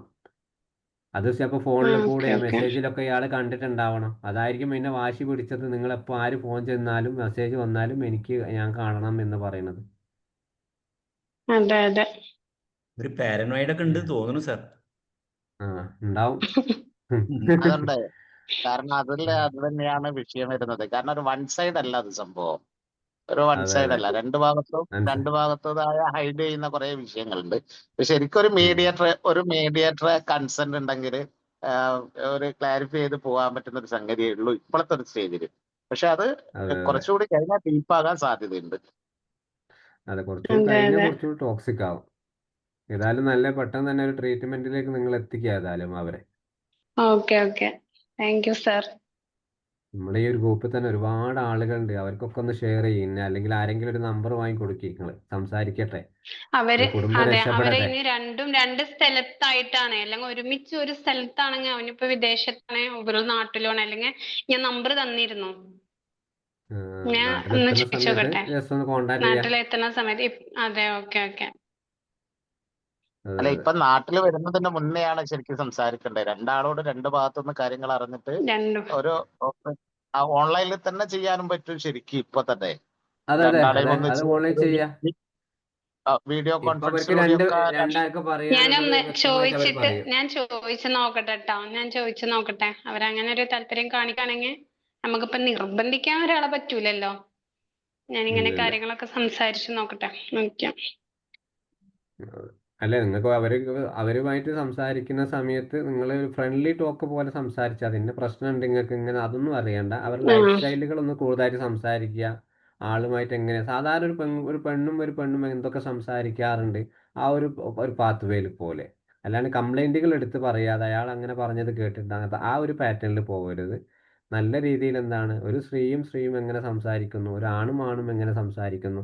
മാത്രമല്ല, നിങ്ങൾ അയാളുമായിട്ട് ഒരിക്കലും പിന്നെ കോണ്ടാക്ട് അയാളെ ഏൽപ്പിക്കുകയാണെന്ന് ചിലപ്പോൾ നിങ്ങൾ ഹസ്ബൻഡിനെ ഏൽപ്പിച്ചാലും മതി. വ്യക്തമായിട്ടൊരു ധാരണ ഇല്ല, അയാൾക്ക് ഉണ്ടാക്കിയെടുക്കാൻ പറ്റും. ഹസ്ബൻഡും ഫാമിലി ഒക്കെ ആയിട്ട് ഞങ്ങൾ എല്ലാവരും ഭയങ്കര ഫാമിലി ഒക്കെ ആയിട്ട് നല്ല എന്താണ് അടുപ്പാണ്. ഞങ്ങൾ പോക്കുവരവൊക്കെ ഉണ്ട്, എല്ലാവരും പരസ്പരം അങ്ങോട്ട് പോക്കൊക്കെ ഉണ്ട്. അവര് ഹസ്ബൻഡും അവളും നമ്മളെ വീട്ടില് കല്യാണം കഴിഞ്ഞിട്ട് വന്ന് നിൽക്കുക അങ്ങനെയൊക്കെ ചെയ്തിട്ടുണ്ട്. അപ്പൊ അതുകൊണ്ടാണ് ഇത്രയും അവരെ കുറിച്ച് നമുക്ക് അറിയാൻ സാധിച്ചത്. അല്ലാതെ ഇപ്പൊ പുറത്തുള്ള ഒരു വ്യക്തിനെ കുറിച്ച് നമുക്ക് ഇപ്പൊ ഇത്രയും അറിയൂലല്ലോ. പിന്നെ അവരെ അതെ, അനിയത്തിയാണെങ്കിലും ഒക്കെ നമ്മളായിട്ടൊക്കെ നല്ല കോണ്ടാക്ട് ആണ്, അനിയന്മാരും എല്ലാരും. അപ്പൊ അവരെ ഉമ്മക്കായാലും ഉം. പറയും, പിന്നെ മോൻ ഇവിടെ വന്നാലും വീട്ടിലിരിക്കൂല, അവൻക്ക് എന്താ അവളെങ്ങനെയാണ്, അവളെ വീട്ടിൽ പോവാൻ ഇന്ന് പോട്ടെ എന്ന് ചോദിച്ചാൽ ഇന്ന് തന്നെ പറഞ്ഞേക്കണം. നാളെയൊക്കെ വെച്ചാല് വീട്ടിലുള്ള ആരോടും സംസാരിക്കൂല, ഫുഡ് കഴിക്കൂല, അങ്ങനെ ഭയങ്കര ഒരു വാശി. ഹസ്ബൻഡിന്റെ വീട്ടിലും അങ്ങനെയൊക്കെ ഒരു വാശിയൊക്കെ കാണിക്കുമ്പോ അതൊക്കെ വീട്ടുകാർക്കായാലും അതൊരു ഇതാവുമല്ലോ. അപ്പൊ അവരിങ്ങനെ അവരെ ഉമ്മയൊക്കെ ഇങ്ങനെ അതൊക്കെ പറയും. അപ്പോഴൊക്കെ പിന്നെ ഓൾക്ക് നമ്മളിങ്ങനെ ഓരോ കാര്യങ്ങൾ ഇങ്ങനെ ചോദിച്ചറിയുമ്പോ നമ്മളോട് നല്ല രീതിയിൽ ഇങ്ങനെ പറയും. പിന്നെ അത് വേറെ രീതിയിൽ ഇങ്ങനെ പോവുകയും ചെയ്യും. അപ്പൊ നമുക്ക് പേടിയാ, സത്യത്തിൽ എനിക്ക് ഭയങ്കര പേടിയാണ് ഇപ്പൊ അവരോട് സംസാരിക്കാനൊക്കെ തന്നെ. ഞാനിപ്പോ അങ്ങനെ വലിയ മൈൻഡ് ചെയ്യൊന്നും ചെയ്യും. എന്താ സുഖാണോ? ആ സുഖാണ്, അത്രേ ഉള്ളൂ. ആദ്യമൊക്കെ ഇങ്ങനെ കൂടുതലായിട്ട് ഇങ്ങനെ പറഞ്ഞു കൊടുക്കുമായിരുന്നു. ഇപ്പൊ എനിക്ക് സത്യം പറഞ്ഞാൽ ഭയങ്കര പേടിയാണ്. കാരണം നമ്മൾ ചിന്തിക്കാത്ത കാര്യങ്ങളൊക്കെ അവരവിടെ പറയാ. എന്തിനു പേടിക്കണം? അവര് സൈക്കോപാത്ത് ഒന്നും അല്ലല്ലോ. ഡയറക്റ്റ് ആയി പോയി സംസാരിക്കും, ഈ കാര്യങ്ങളൊക്കെ ഇനി കളക്ട് ചെയ്യും. അല്ല, നമ്മള് വെറുതെ അല്ല, നല്ല അല്ല നമുക്ക് പരിചിതമായ രണ്ടാളുകളെ അപകടത്തിലേക്ക് തള്ളിവിടല്ലാലോ വേണ്ടത്. ശരിക്കും അതെ എന്ന് പറഞ്ഞാല് എല്ലാ സാറേ ന- ന- ഒരുപാട് സംസാരിക്കുമായിരുന്നു. ആദ്യമൊക്കെ നമ്മളിങ്ങനെ ഓരോ കാര്യങ്ങളും നല്ല രീതിയിൽ അങ്ങനെ ചെയ്തോക്കൊണ്ട് ഇങ്ങനെ ചെയ്തോ എല്ലാം. നമ്മളും ഇപ്പൊ ഒരു ഹൗസ് വൈഫും ഒക്കെ അല്ലേ. അപ്പൊ നമ്മള് അവിടെ ജീവിച്ച് നമ്മളെ കേട്ടുന്ന മാഡം ആ അവിടെ ഒരു പ്രശ്നം അറിയോ?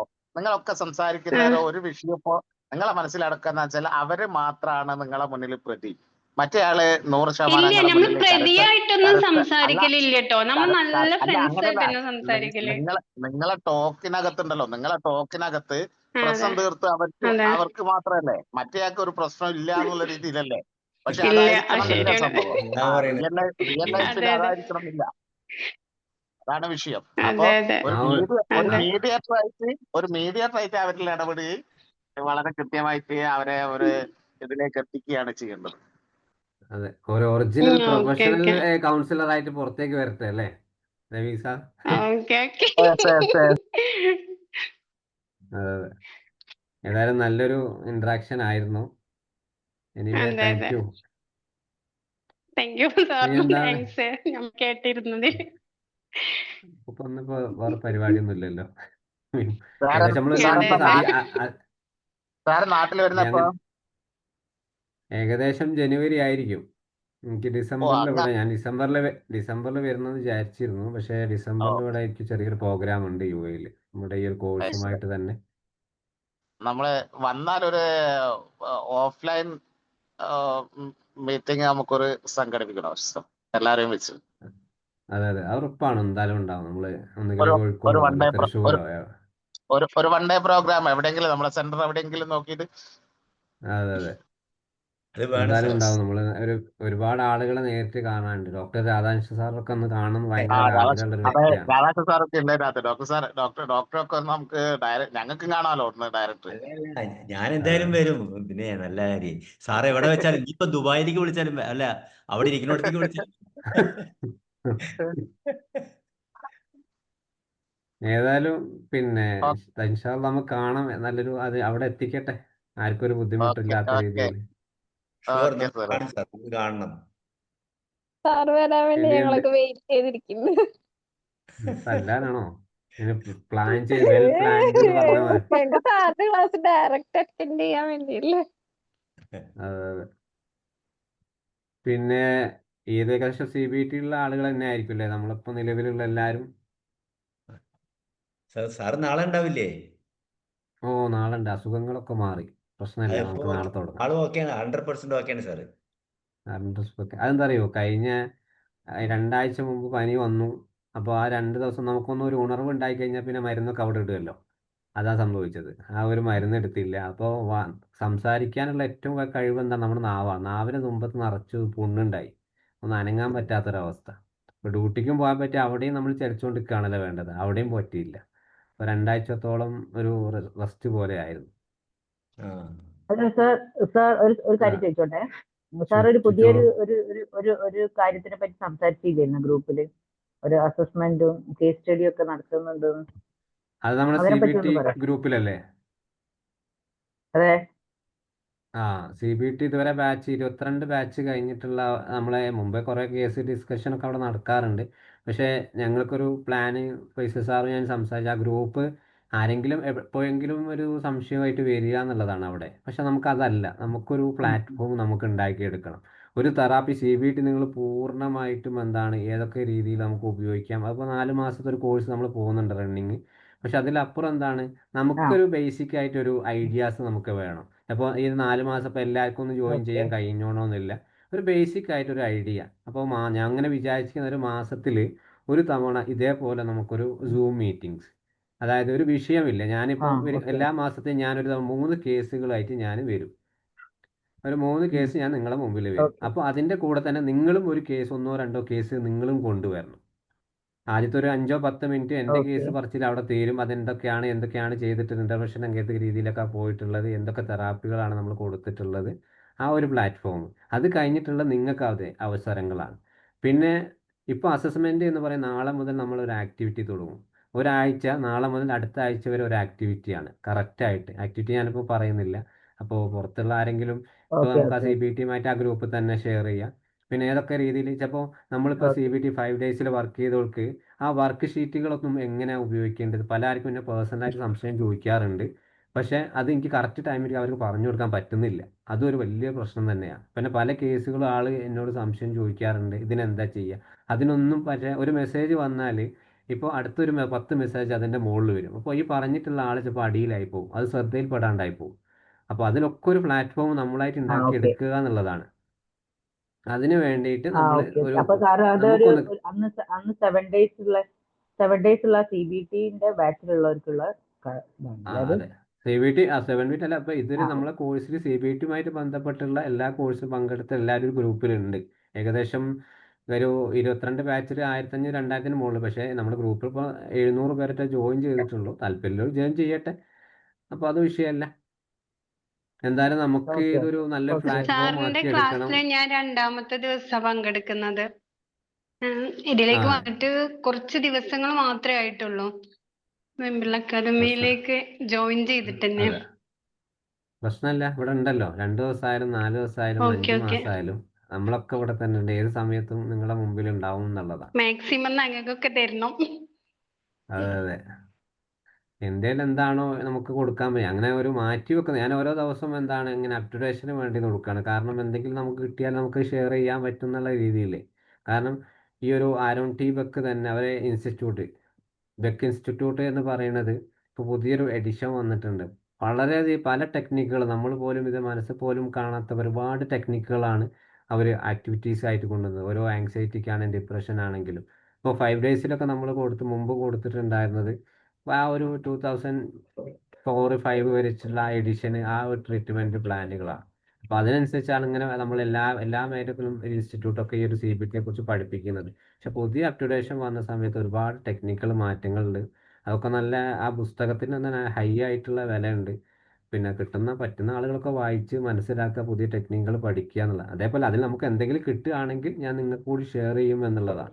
അപ്പോൾ അതിൻ്റെ ഒരു ഓൺലൈൻ ഞാനിപ്പോൾ അതിൻ്റെ ഒരു കോഴ്സ് ഇപ്പോൾ ചെയ്തുകൊണ്ടിരിക്കുകയാണ്. അതായത് TBEC ഇൻസ്റ്റിറ്റ്യൂട്ടിന് ഡയറക്റ്റ് ആയിട്ട് ഒരു കോഴ്സ് ചെയ്യുക എന്നുള്ളതാണ് എൻ്റെ ഒരു ആഗ്രഹം. അപ്പോൾ ഒരു 6 മാസത്തെ അവർ കൂടെ ഉണ്ട്. ഒരു മാസം കൂടി കഴിഞ്ഞാൽ നമുക്ക് എൻ്റെ ഏകദേശം പൂർത്തിയാവും. ഞാൻ മുമ്പ് ഒരു വർഷം CBT പഠിച്ചത് ചെന്നൈ ഒരു ഇൻസ്റ്റിറ്റ്യൂട്ടിൽ നിന്നാണ്. അതും ഒരു ഓഫ്ലൈനും ഓൺലൈനിലൊക്കെ ആയിട്ട്. പക്ഷെ അതേപോലെ നമുക്ക് അവയർനെസ്സുകൾ എവിടെയും സ്റ്റോപ്പ് ചെയ്യാൻ പറ്റാൻ പാടില്ല. അപ്പോഴും പഠിച്ചുകൊണ്ടിരിക്കുക എന്നതാണ്. ഏറ്റവും വലിയൊരു ഉദാഹരണം തന്നെയാണ് നമ്മളെ മുമ്പിലിരിക്കുന്ന ഡോക്ടർ രാധാകൃഷ്ണൻ എന്ന് പറയുന്നത്. കാരണം എന്താ, ഇപ്പോൾ പേരെടുത്ത് പറയാൻ പറ്റും. ഈ ഒരു പ്രായം ഏജ് ഒരു നമ്പർ മാത്രമാണ് എന്ന് തെളിയിച്ചിട്ടുകൊണ്ടാണ് മുമ്പിലിരിക്കുന്നത്. അതേപോലെ നമ്മളും ആവുക എന്നുള്ളതാണ്. Okay sir.